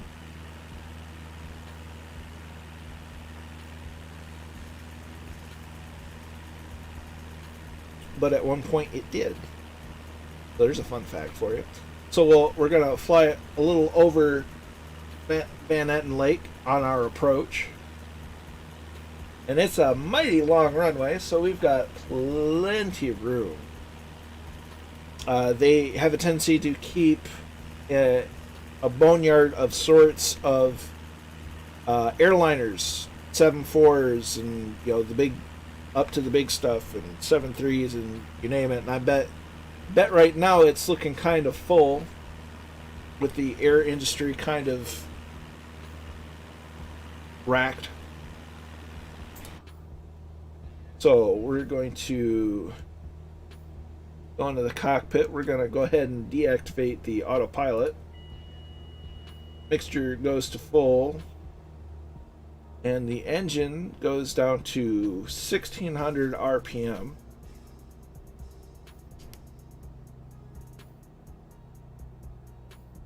As we have the dramatic music playing, apparently, just in time for landing. We'll use the trim to keep the nose up so we can lose some speed, so we can put the flaps out.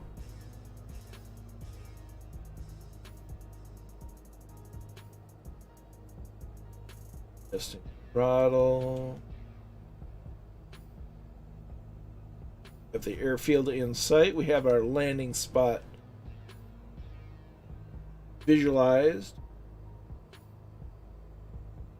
Blow it back on the yoke a little bit, get inside of that white arc, put one notch of flaps down.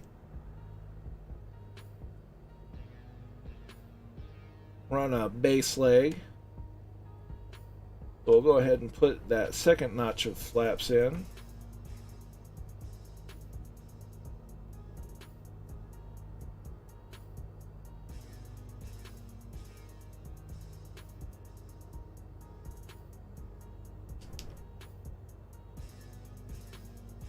Sure that we're staying at about 1600 RPMs on the descent.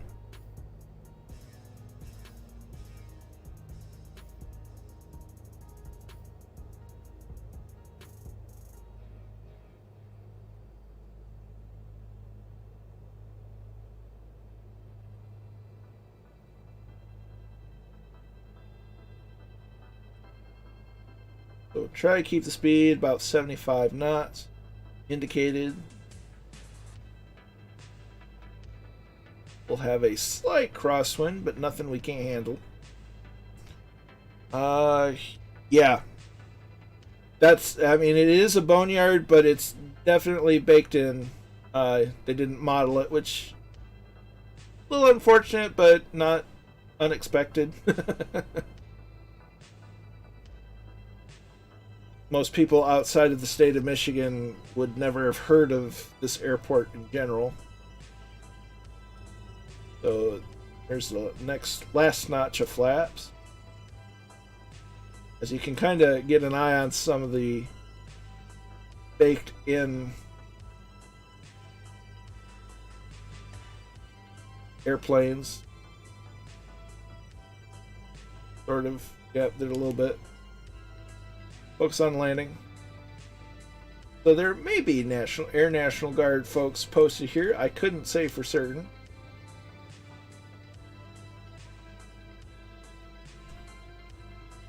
So we're almost on center line. There's the center line.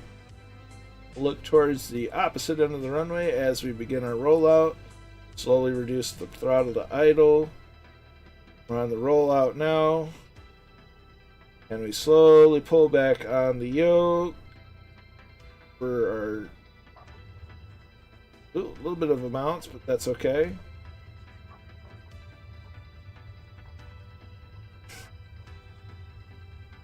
So our flare was probably a little early,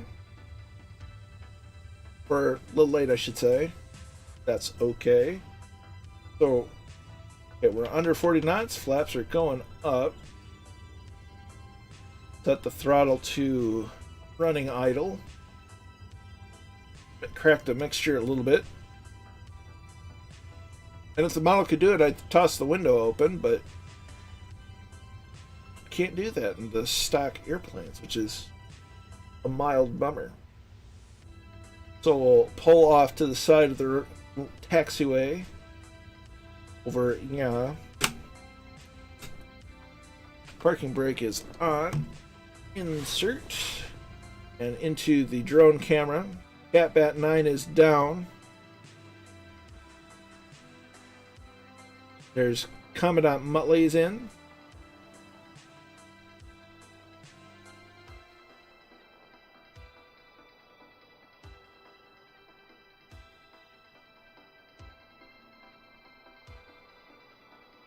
Nice job.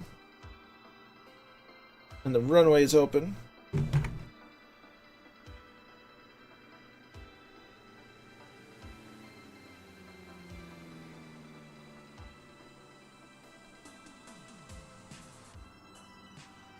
There's Red Dragon in.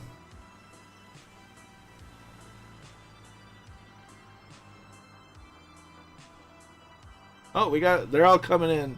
R. Bruschetta, Papa Joe B, Warhamster, formation landing with Papa Joe. Nicely done.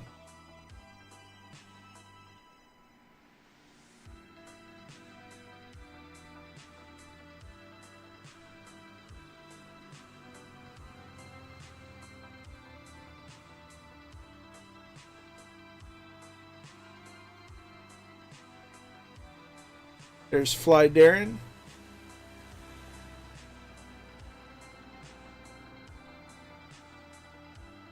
There's Druid.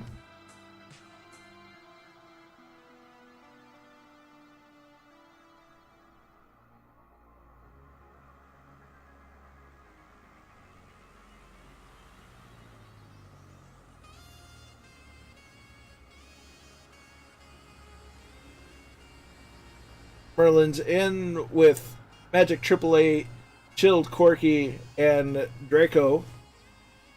Nicely done.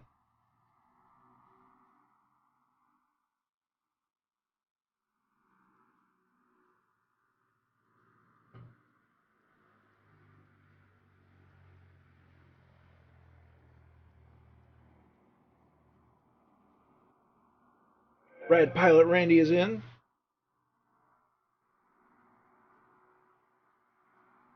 Nicely done.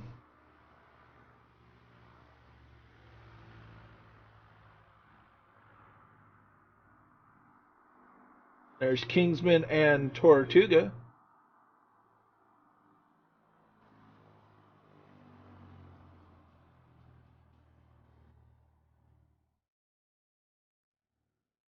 Bad Dog is in.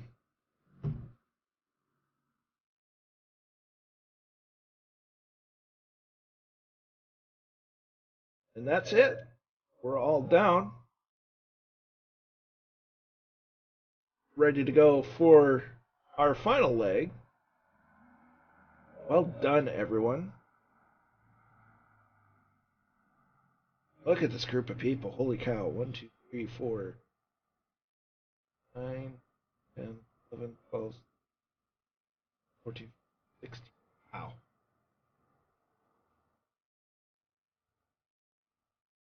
Thanks for all coming along, guys. 1, 2.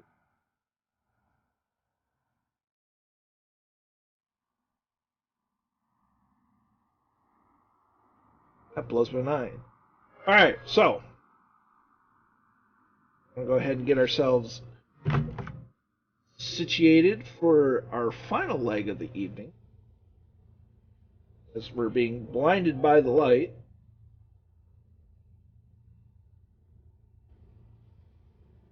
Oh, engine idling a little low. Okay. Parking brake off. John is away. Thanks for the stream. Thanks for coming along. Glad you enjoyed it. We appreciate you flying along. Or even just watching. And we'll definitely catch you next time. Between Discord and Murph Stream, I'm sure we'll see you real soon.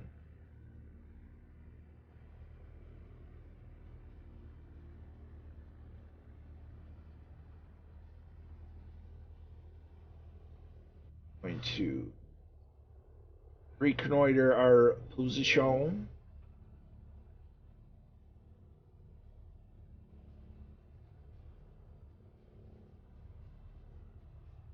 Let's look at the sun. Isn't it something?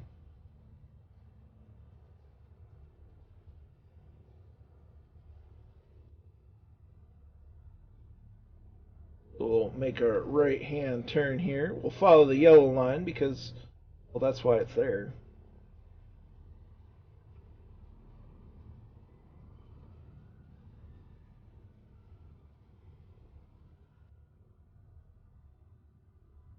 We'll start the slow parade.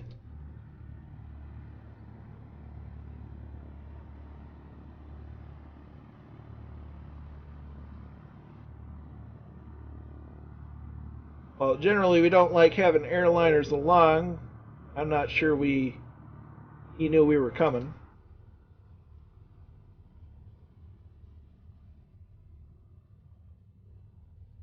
Generally like keeping it in the low and slow.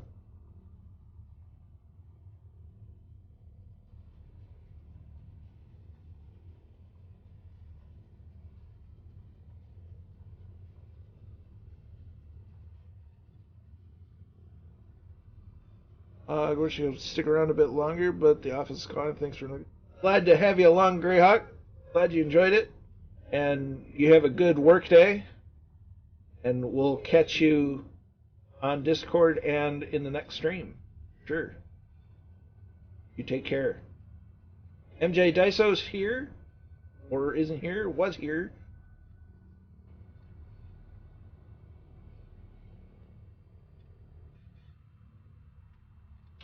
So, airport diagram. Our turn. Well, Scooter, you go on ahead, since that's what you wanted to do.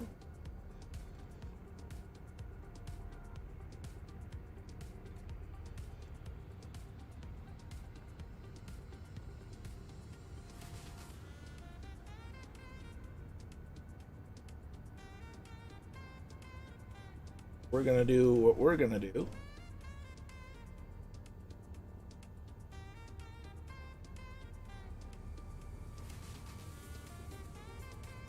All right. Landing lights on, strobe lights on, taxi light off, mixture to rich, and yeah, for sure. And the name of this song, ironically enough, is Elephant in the Room. Although it hasn't seemed to update, but that's okay. Nah, you're good, Ed. You didn't do any. You didn't jinx anything. You're good. So we're up, and away.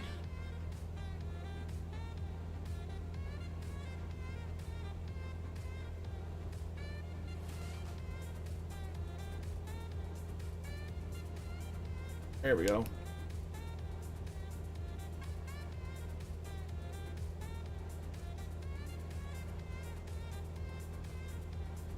And flaps coming up.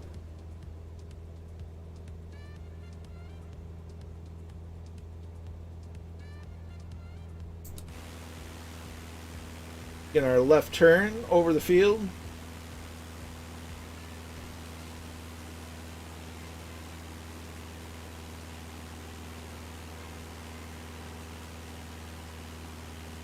Ironically, that was probably the most normal takeoff I've had this flight.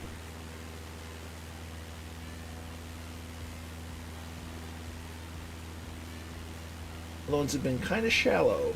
Oh, I spoke too soon.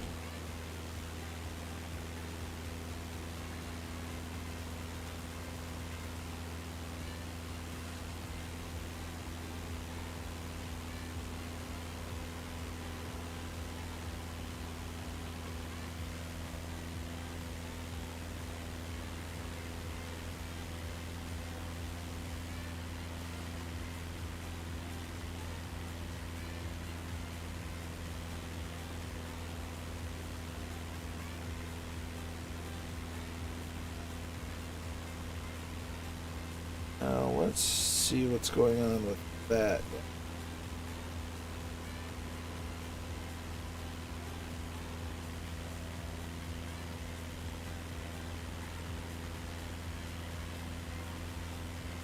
It just gets confused.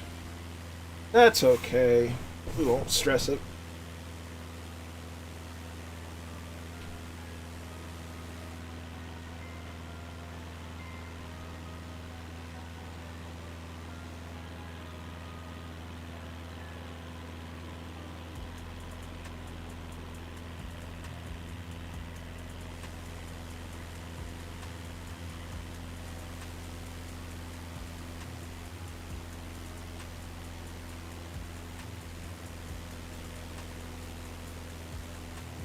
So it seems we're all up.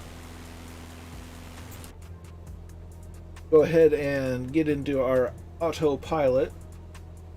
Turn it on, vertical speed. Let's do 200, nav mode on.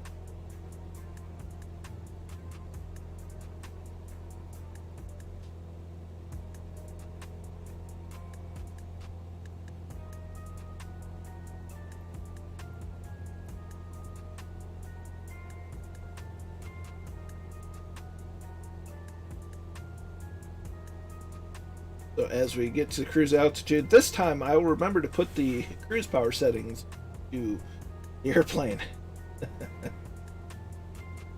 instead of going on rental power. So we're about level on cruise. We're going to go to 2400 RPM. Clean out the mixture a bit.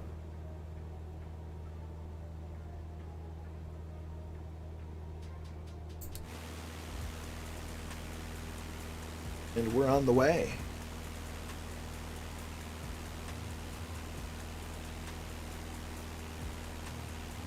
See, and like that, the Gigna is gone.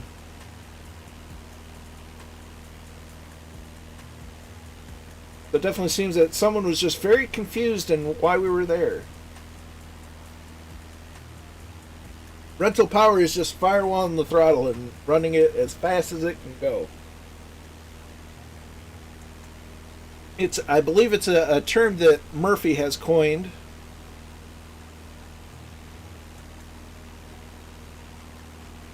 Fly it like it's not yours. Or at least fly it like it's not, like you're not paying for the maintenance.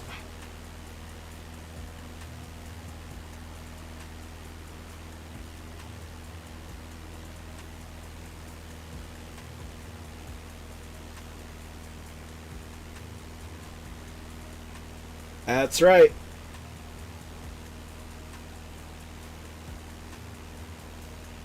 Normally I try to keep it to, it allows for people to keep up.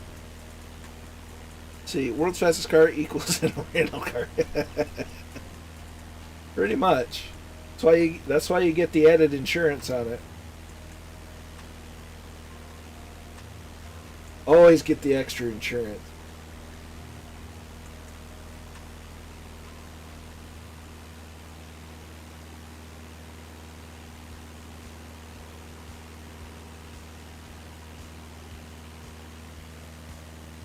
It's like the scene out of Days of Thunder.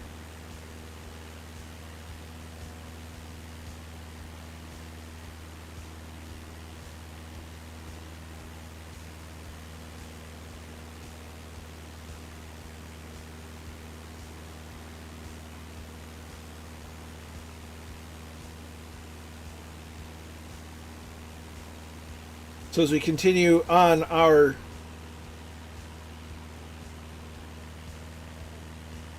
paralleling the shoreline-ish of Lake Huron, we're on our way to Alpena, Michigan, before we make our final stop in Cheboygan. Let's see, no extra insurance needed if you use a credit card. Haha! Then it all works out.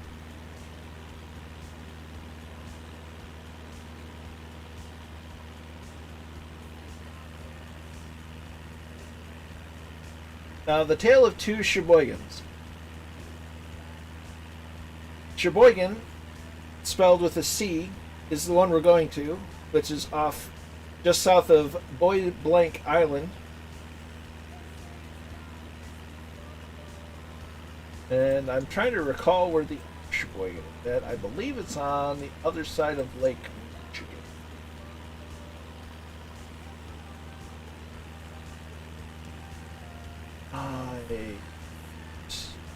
Because there's two Cheboygan.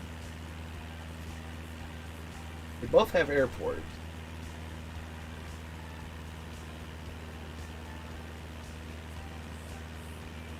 Empire, Frankfurt, Wexford, Common.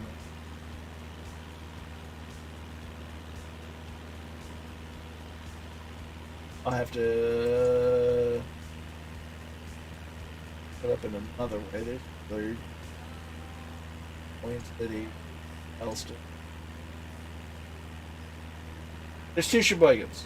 You'll have to believe me. One's with an S, one's with a C.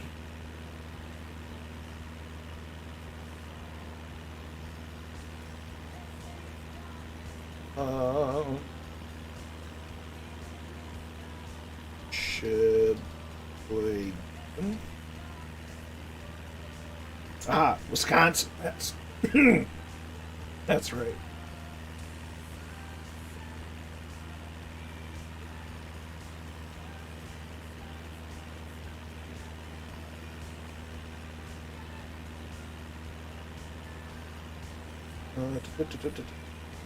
Okay, so Cheboygan, Wisconsin, spelled with an S, is southeast of Oshkosh.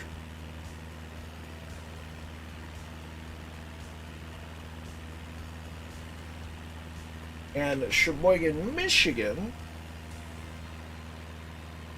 spelled almost the exact same, it just starts with a C instead of an H. So, y'all learned something a little bit today.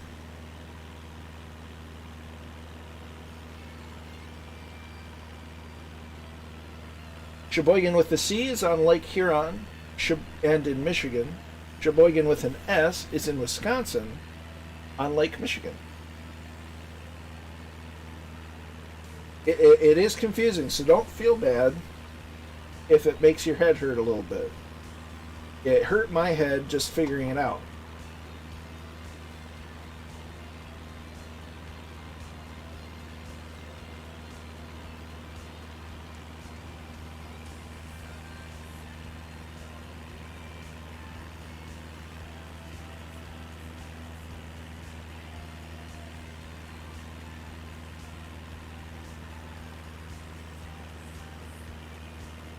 So I do hope everyone's enjoying the flight, enjoying the stream, and enjoying the music. We kind of had a brief talk about it on Murphy's stream yesterday about how music can, have an influence on a stream or setting a scene or what have you, and he was absolutely correct. It's a balancing act trying to find what you, the viewer, enjoys listening to or thinks fits the stream and doesn't grind your ears. And what the streamer listens to. I have to have music. I have to have music constantly going. It's just I'm one of those people that I have to have music playing in the background. So I'm putting together a playlist of copyright-free songs that I can listen to on stream. It's kind of a greatest hits of sorts of music I like, and that's copyright-free so that I can use it on the streams.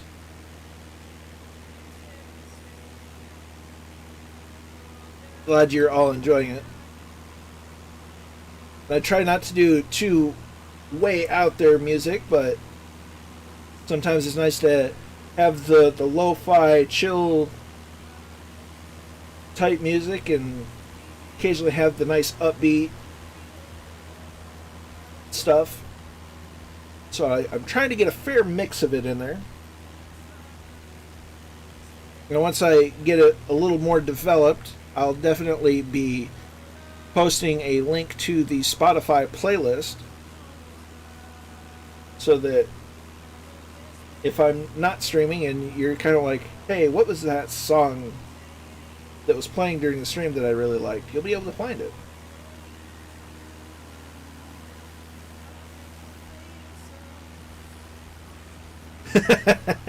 If only I could. If I could get Bryan Adams, Murphy has to get Foster and Allen the license to play their music. So if Murphy gets Foster and Allen to let him use their music on stream, I'll see what I can do about Bryan Adams.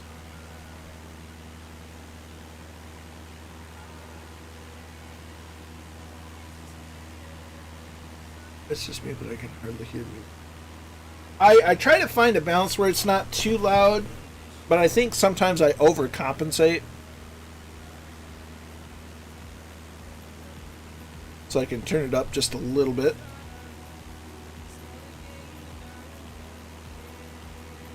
I try to keep it lower so that, you know, some algorithm doesn't think that it's being the focus of the stream. But I do a lot of research and figure out what's copyright, what's not what's copyright free, what's not copyright free, and I always attribute it. I have the ticker up at the top saying the song title and the artist, so that I'm properly crediting the artist's music. We'll have to see what it takes, Murph, to get the license to run the music on the stream. That way we can play it. It'll be Byron Abrams. You coming to play Liberty, hopefully. Nice.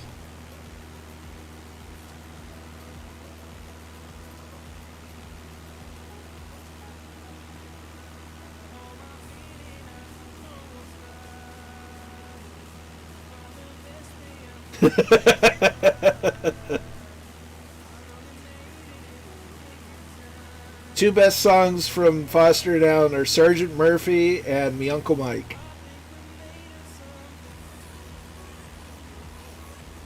It's kind of a gray area, so especially with YouTube. YouTube kind of gets ridiculous about, you know, what's considered a cover and whatnot.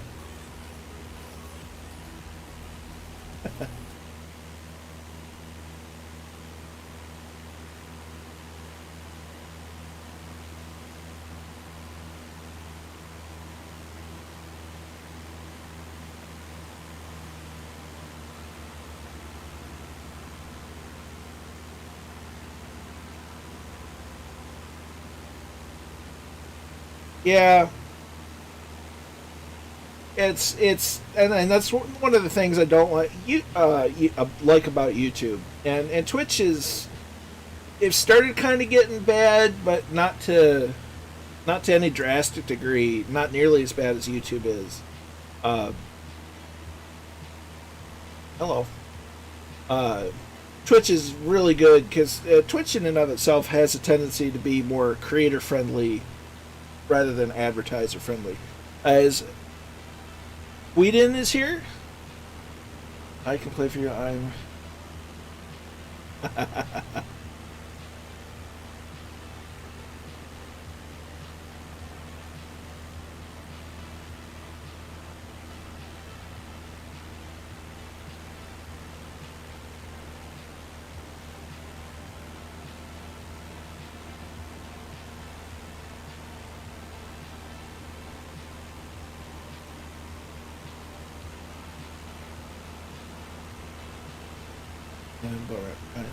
we'll have a look.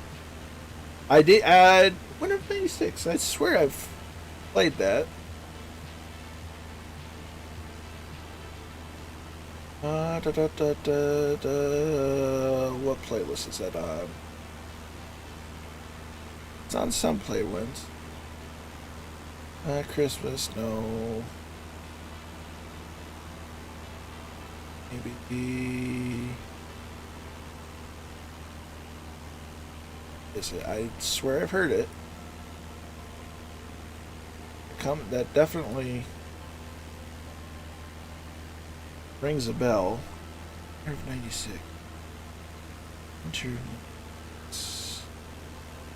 I swear it. Maybe it's on Trim Beats.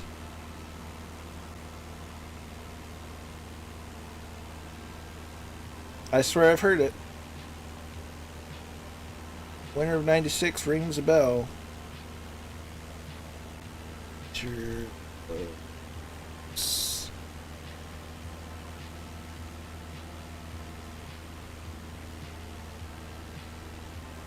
Brian Adams has a lot to do with injured warrior. Nice. I know that Gary Sinise does a lot,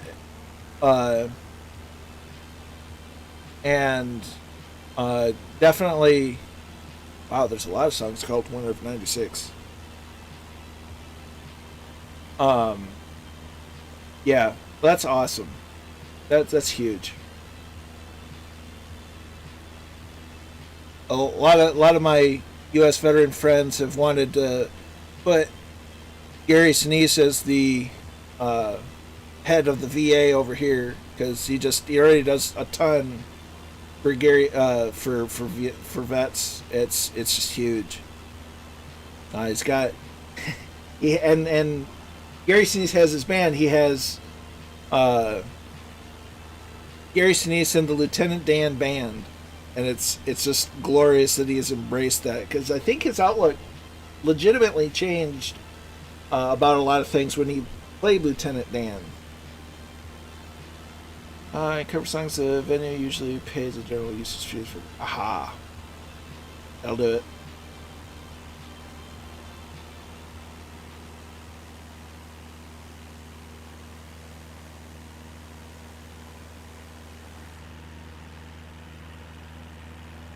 So here's Alpina.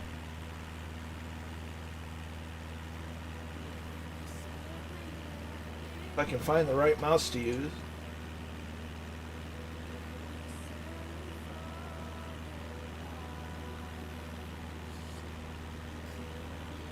So we're technically currently in, I believe, Toronto, under Toronto Center. We could still be under Minneapolis. We might still be under Minneapolis.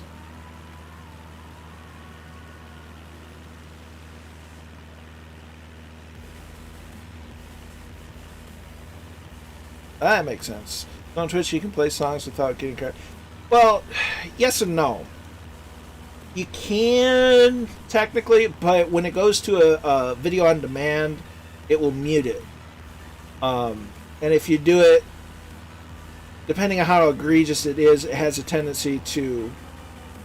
Holy shnikes! Jay Winokur with the $100 donation put it to you. You bet I will, friend. Dang. Well, that train of thought got derailed. Many thanks, dude. Seriously. That's the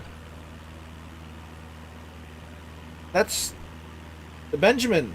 Benjamins are, yeah, the Benny words. During Oshkosh, the music plays copy for this headset. Yeah. That's typically how Twitch handles it. Is they'll just mute it. I think there's certain cases where you'll actually get some strike, but that usually, knock on wood, happens to the bigger channels. Channels my size are typically they just get muted and that's the end of it. Dang. Yeah, what Mersh said. Dude, thanks. That's.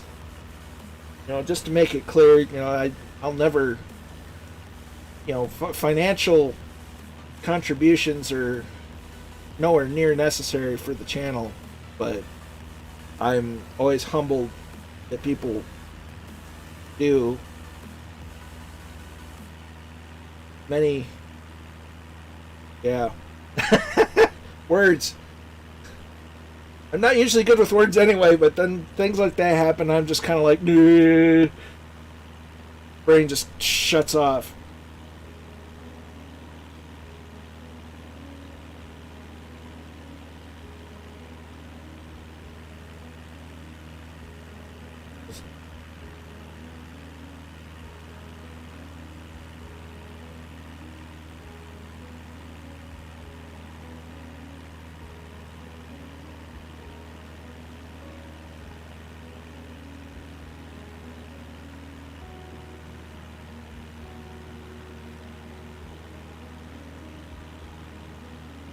Dang.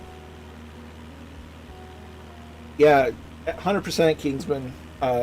Jay Winokur, we've been friends for a good while, and that just nuts.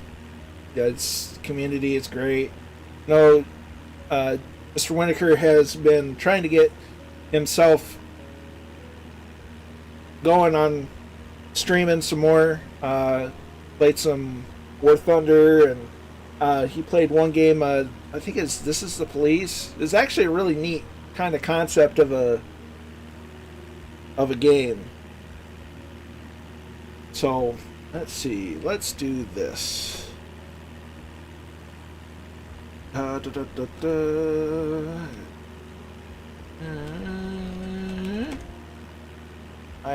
probably misspelled that. Nope. Yeah, recently he was playing Ace Combat 7. Very pretty looking game. I've been trying to talk Mr. Winokur into getting Flight Sim.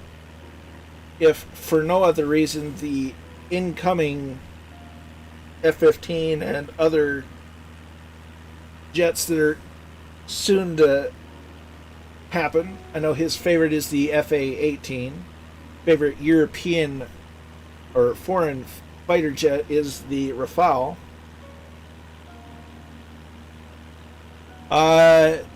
Yeah, Granny Florence, we are on East USA.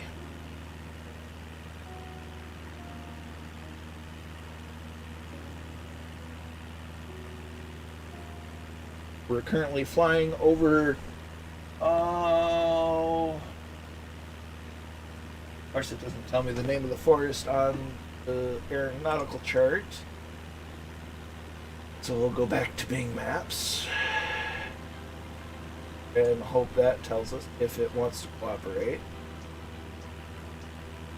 And please do. We're flying over.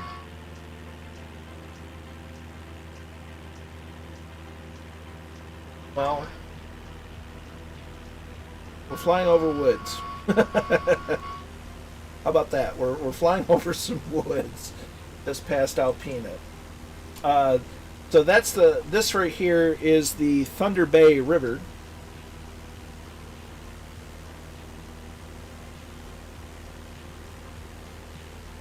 It almost looks like a lake, but it's a river.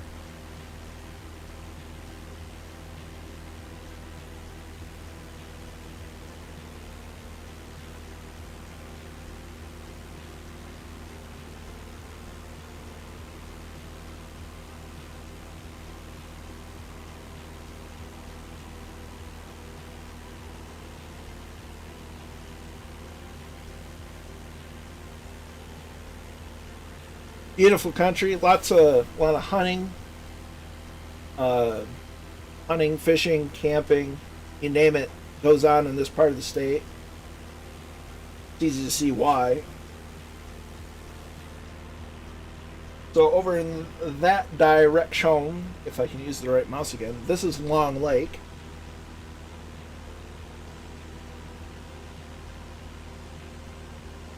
Followed on this side by Grand Lake. Let's see. Goblin being French, I need a Rafale in FS 2020. Have the Rawless one in FSX Steam. It's awesome. Yeah, I do like the look of the Rafale, although I think the two-seater Rafale looks a little better than the single-seater.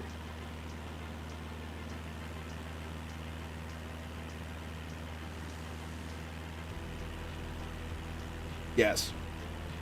And there's actually quite a bit of French influence in Michigan. We have a city named Charlevoix, but the French fur traders were big in this part of the world, in the late 1700s and 1600s. So the French trading was big up here. So you look at a map of Michigan, you're bound to see a fair amount of French influence. Sure. I will say my favorite foreign fighter jet is the Tornado. I don't know why, but swept wings are just cool.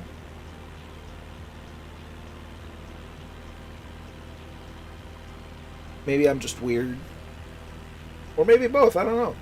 I mean, I'm definitely okay being weird.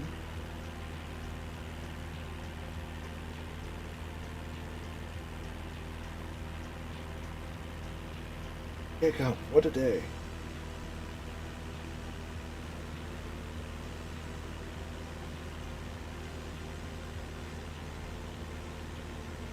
What a day for the week that it's been. So I'm continuously humbled by all of y'all.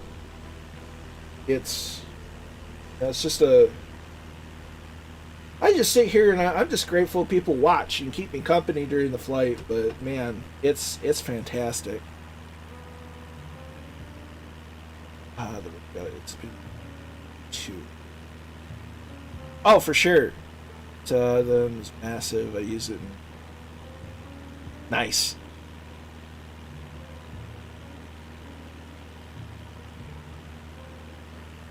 Yeah, the Rafale is a good looking piece of hardware.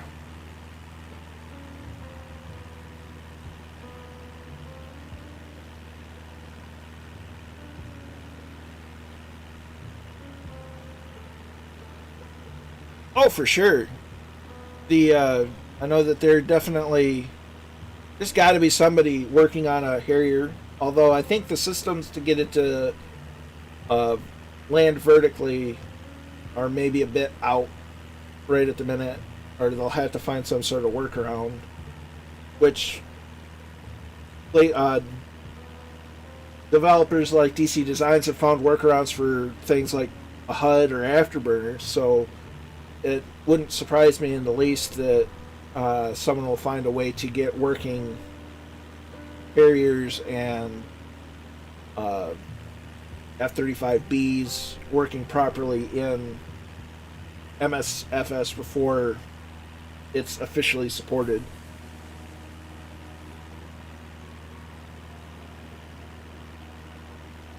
I am glad that everybody is enjoying the. I see Warhamster. I see Jay Winneker's chat. We'll be jumping to Wingman after Ace Comics. Nice. I think it's Twitch in general. Chat, just there's some. If it's, I'm definitely noticing that because I'm seeing Twitch chat in the Twitch dashboard.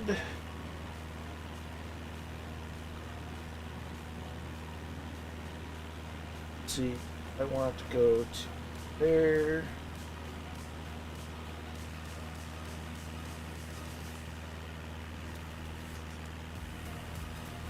Here.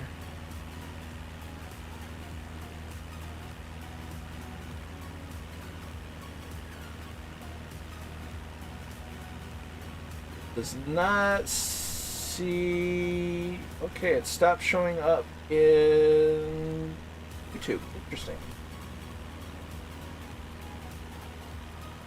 So it seems the chat is having a fit, but that's okay. We'll make it work.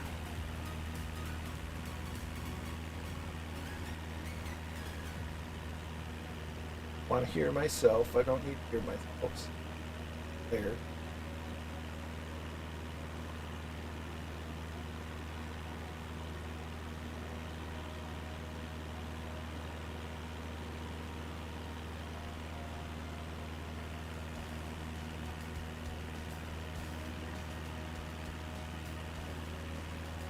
Let's see.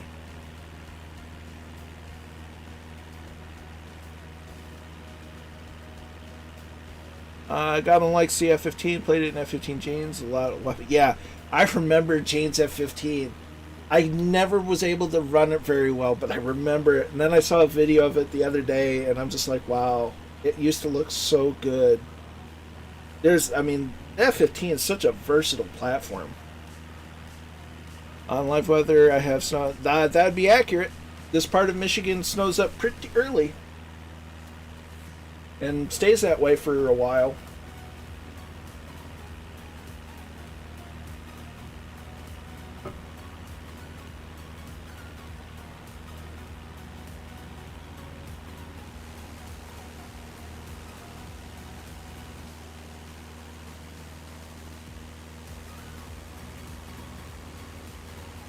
So maybe for funsies, we'll turn on, well, let's see what the weather's like.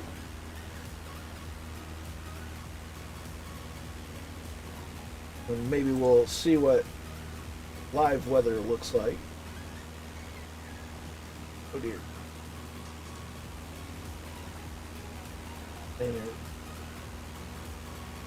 Now where'd I go?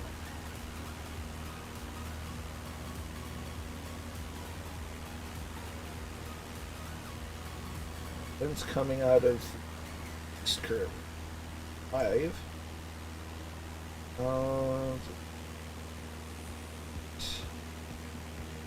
That might be okay. Let's see. 04 in James 15 was awesome. Tank blinking. There's a game based on the Eurofighter called EF 2000. Old name. It's very good. I've heard of that one. Never tried it out. Caught 36 knot tailwind on live weather. No need for rental power. Fair enough.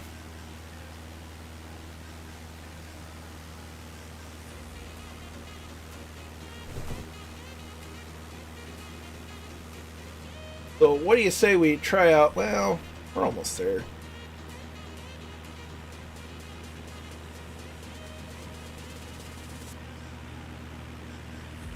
Here, GR1.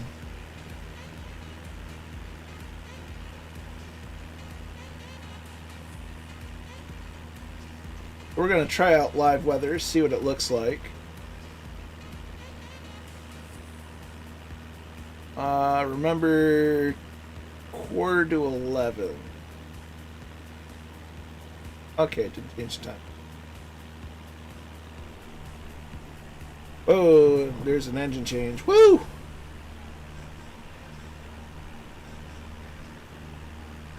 Yeah, we're definitely going to have some icing situation here. Out of doubt. Definitely snow.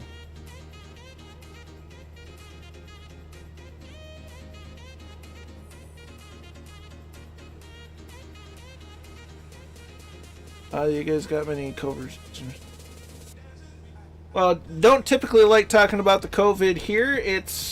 We've got things going on, but we're all keeping safe, doing our parts. I think we're going to switch back to scattered clouds. What do you think? A little nicer.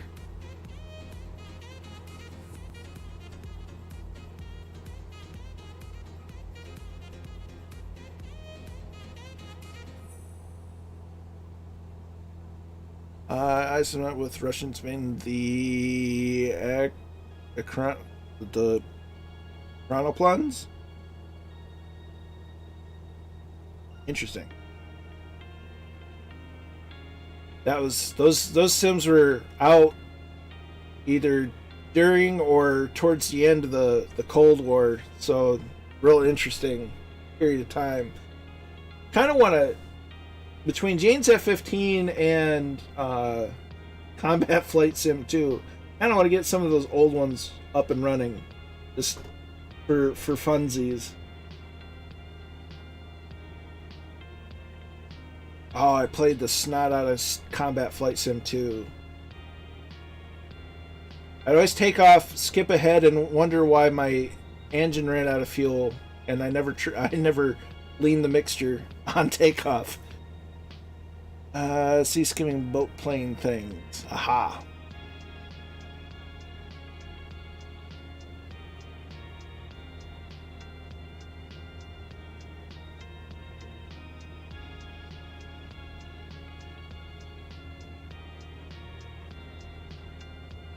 The intro video music. So yeah, the weather up northern Michigan, kind of cold right now.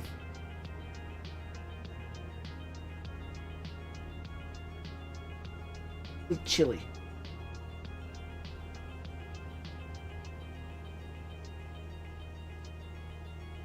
Yeah, I'm definitely getting the YouTube chat in Twitch, but I'm not getting Twitch chat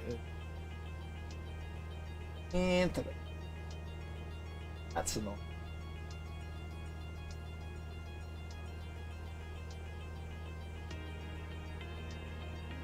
Let me try something.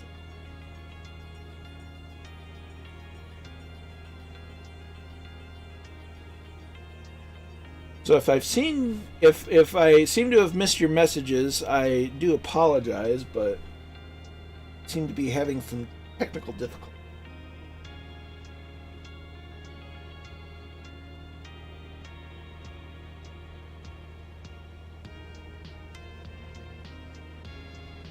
Let's try doing this, see if this works.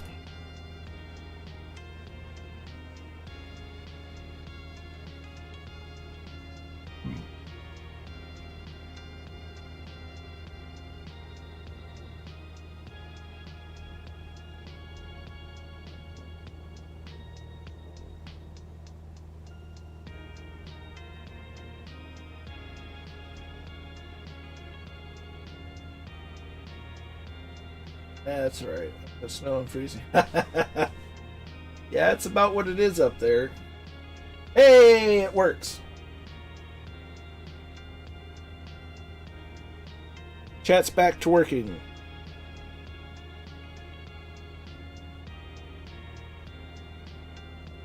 Orc bork. Wolf.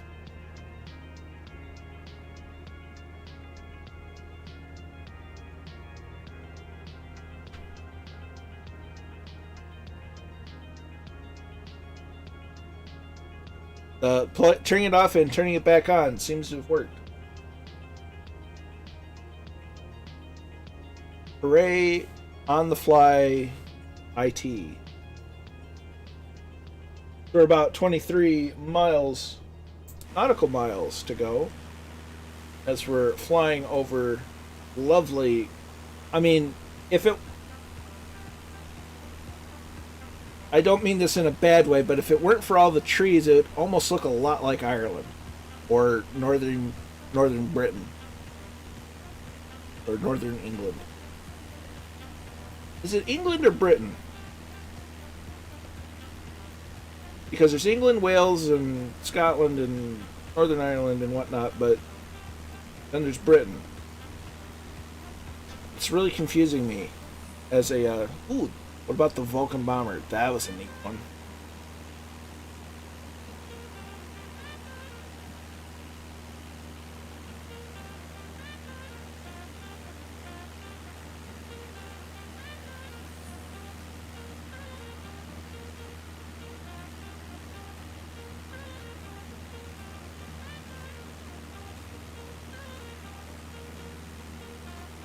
Although I don't know what the Michigan equivalent of Donegal would be.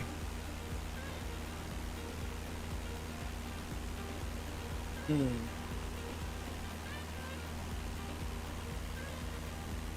a Vulcan, but yeah.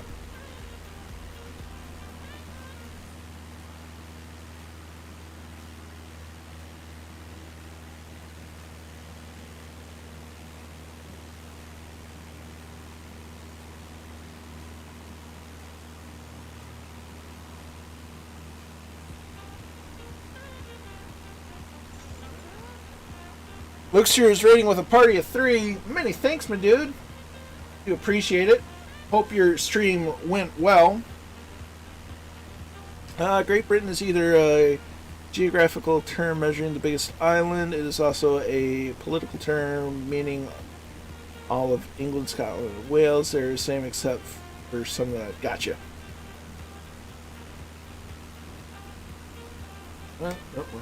So...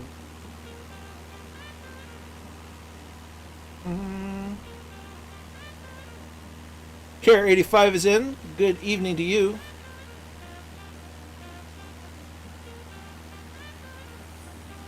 We're in northern lower Michigan. We're in the northern part of the lower peninsula of Michigan, specifically, on our way to Cheboygan. Hope your stream went well, Lukester. Playing SnowRunner. I think there's a Michigan map in SnowRunner.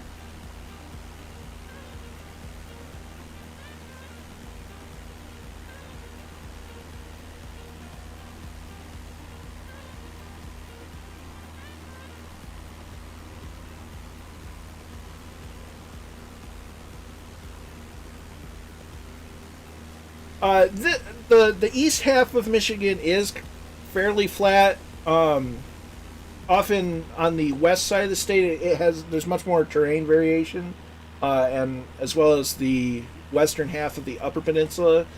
But yeah, this side of the state's on the flatter side. Luke Beers is in saying arg. Lukester, this is indeed Michigan map in snow. There's very many. Yeah, that makes sense. That's pretty accurate.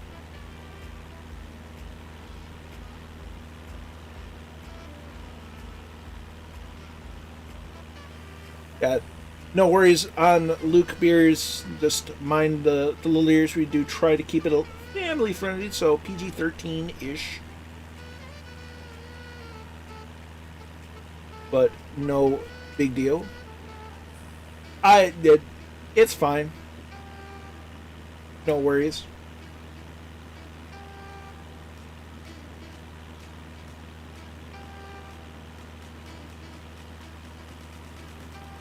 One of my life's mottos is don't sweat the small stuff.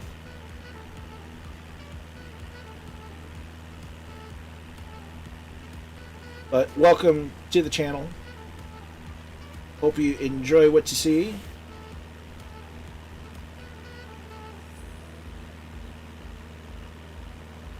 We're just about to land. We're about, gosh, we got to be coming up on it soon.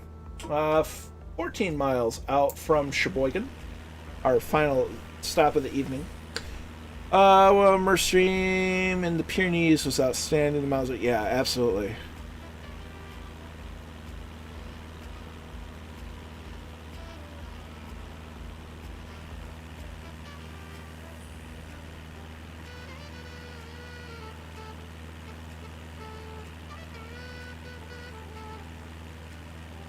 Yeah, the War Hamster, that stream, it was a great stream.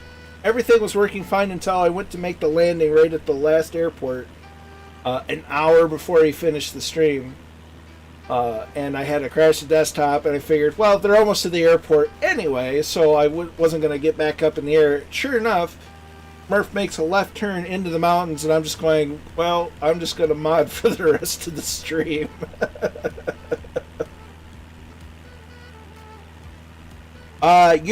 Cheboygan with an S is in Wisconsin. We're going to Cheboygan with a C. But I do believe that in Cheboygan with an S, polka is probably big because there's a lot of German immigration into Wisconsin, which is one of the reasons why they're known for bratwurst and cheese and beer.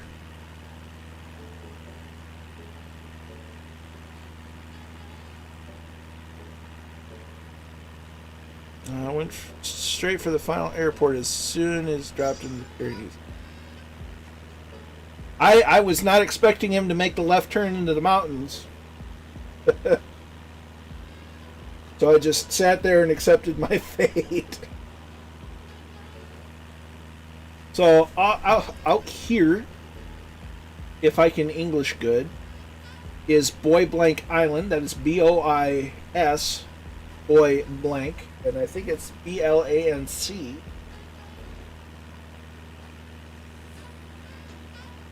Yes. Boys Blank. B-O-I-S-B-L-A-N-C Island. There's a small airfield on it. And it is in a small chain of 3 islands consisting of Boy Blank, Round Island, and Mackinac Island.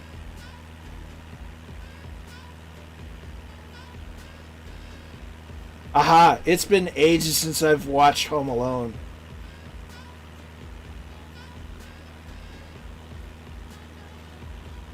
This says I went back to the Pyrenees earlier today as well through spending. Yeah, it was perfect. I'm German and it's possible. I'm not saying it's a fact. It's possible. The Pyrenees, France, beautiful. There's some very small airfields here. Nice. Kevin says the Star Wars Canyon has been my personal favorite stream so far in 2020. I'm glad you enjoyed it. That was a fun stream. Looking to do some more streams between that, carriers, and the mock loop here in the future. Of course, the more fun to do that in the faster jets like the F-15 that is soon to be released.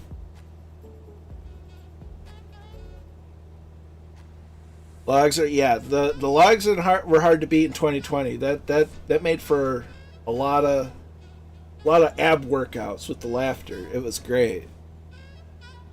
There we go. Carrier 585. Yeah, as soon as you mentioned Home Alone, yeah, John Candy, what a guy. Let's see, Red Dragon. I'm gonna go back. All right, MB-33, or maybe the F-15 one. Oh, for sure. Yeah, and the F-15 should be out late next week. France is a beautiful country. It's definitely on the list of places to go. I don't necessarily want to go to Paris. More so the outskirts, but specifically Normandy. I do historical reenacting in both the American units of 5th Rangers and of 101st Airborne. So Normandy is a must visit for me.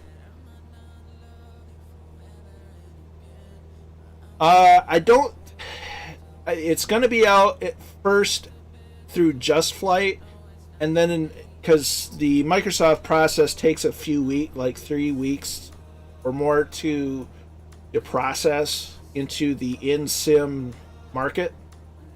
So unfortunately it won't be available in the sim directly right away.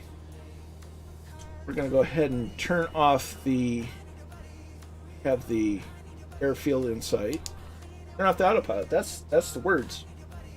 Words are hard. So, gonna maneuver ourselves and start our descent.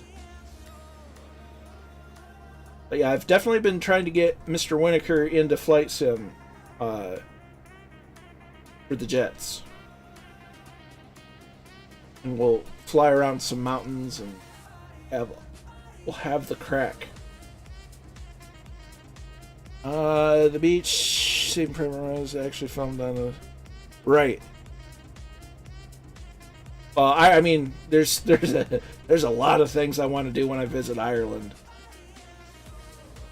We'll the moment I'm able to make my way to Ireland we'll have to organize a whole meetup of the flying circus.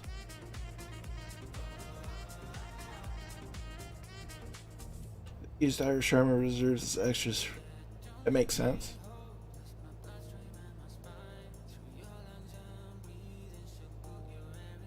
Well, Whitaker, you can use an Xbox 360 controller. I'm a personal advocate for even a simple HOTAS setup. It just makes it even better, but you can get away with a Xbox 360 controller, no big deal. Personal preference.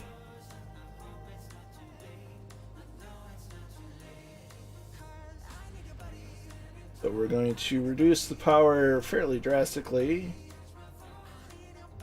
Notch of flaps in. We're going to put 2 in for good measure.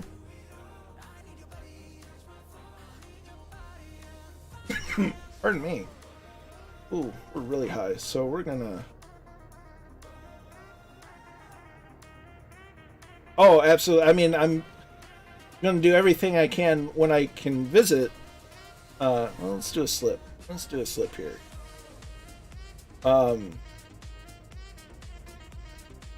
There's so much. I mean, I want to visit as much of Ireland as I can. Donegal's definitely a must see.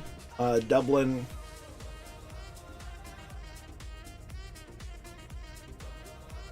so much to do and just have to have the ability to do it, you know what I mean?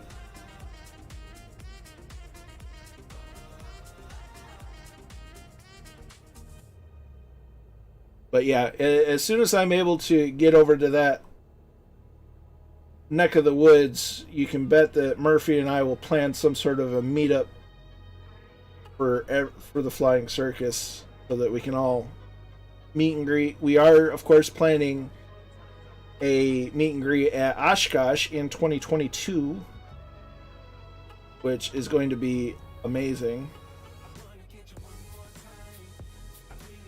So we're over the numbers. We're going to start the rollout. Throttle goes to idle. Start the rollout. Clair.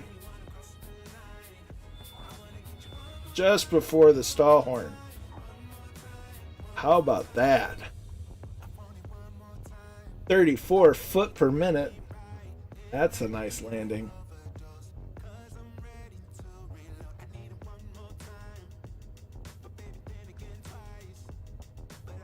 Flaps are coming up. We're gonna get to this taxiway. Pull off to the side.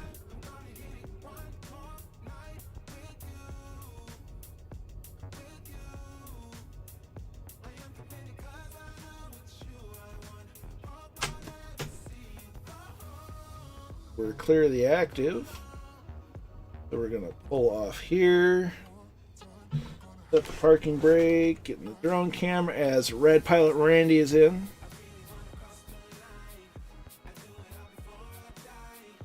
There's Draco in, nicely done.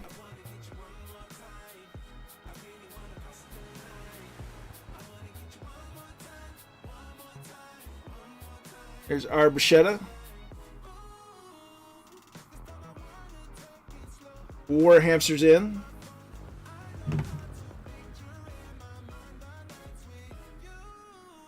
There's Druid.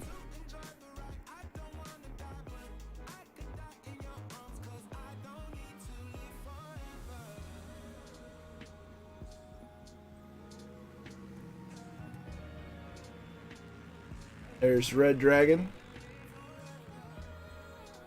Cat Bat's in. Oshkosh, because it's basically the biggest event for general aviation in the world, frankly. It's the largest gathering for it. Happens at the end of July in Oshkosh, Wisconsin. And it's a place where, I mean, the world literally from all corners of the globe come to see. It's the World Center for General Aviation. And it's just it's a week long. It goes from a Sunday to a Sunday, basically. It lasts a little over a week. There's Kingsman. Yeah, no, the Oshkosh event is just amazing. It's been 8 years since I've gone, and that wasn't exactly the greatest trip I've ever had, just because I tried to do the whole thing in a day, including 6 hours one-way driving. So you figure 12 hours of the day was spent driving. Probably got to really enjoy 8 hours worth of the event, and tried to get a little bit of sleep in there. It was a rough day. But yeah, no, Oshkosh is fantastic.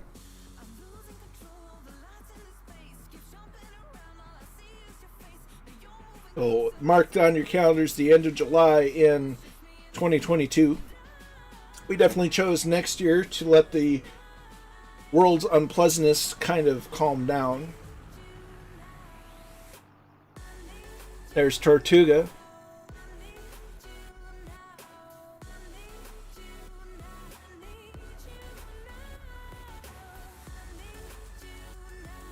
There's Merlin Flyer and Flight Aaron.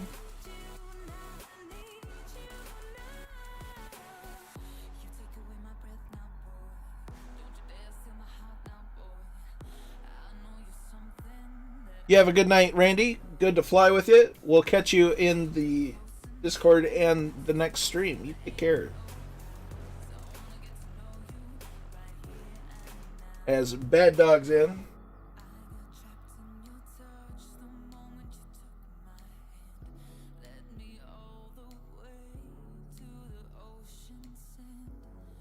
Glad you enjoyed it, Kingsman, as there's Papa Joe B.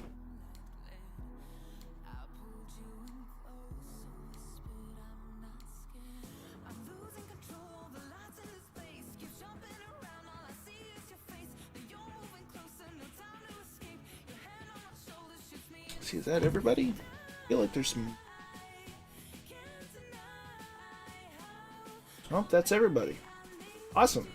Well, those of us watching on Twitch, hold tight, and we're going to do a raid here in a moment. Those are on YouTube are more than welcome to find another Flight Sim community streamer and tell them the Colonel Fork sent you. But that being said, I do thank you all very much for coming along, to the new followers, the new subs, and huge shout out to the donations. You guys have a way of making a guy feel humble. But I hope you all take care of each other. Until next time, be good to each other. Stay safe out there. Catch you next time.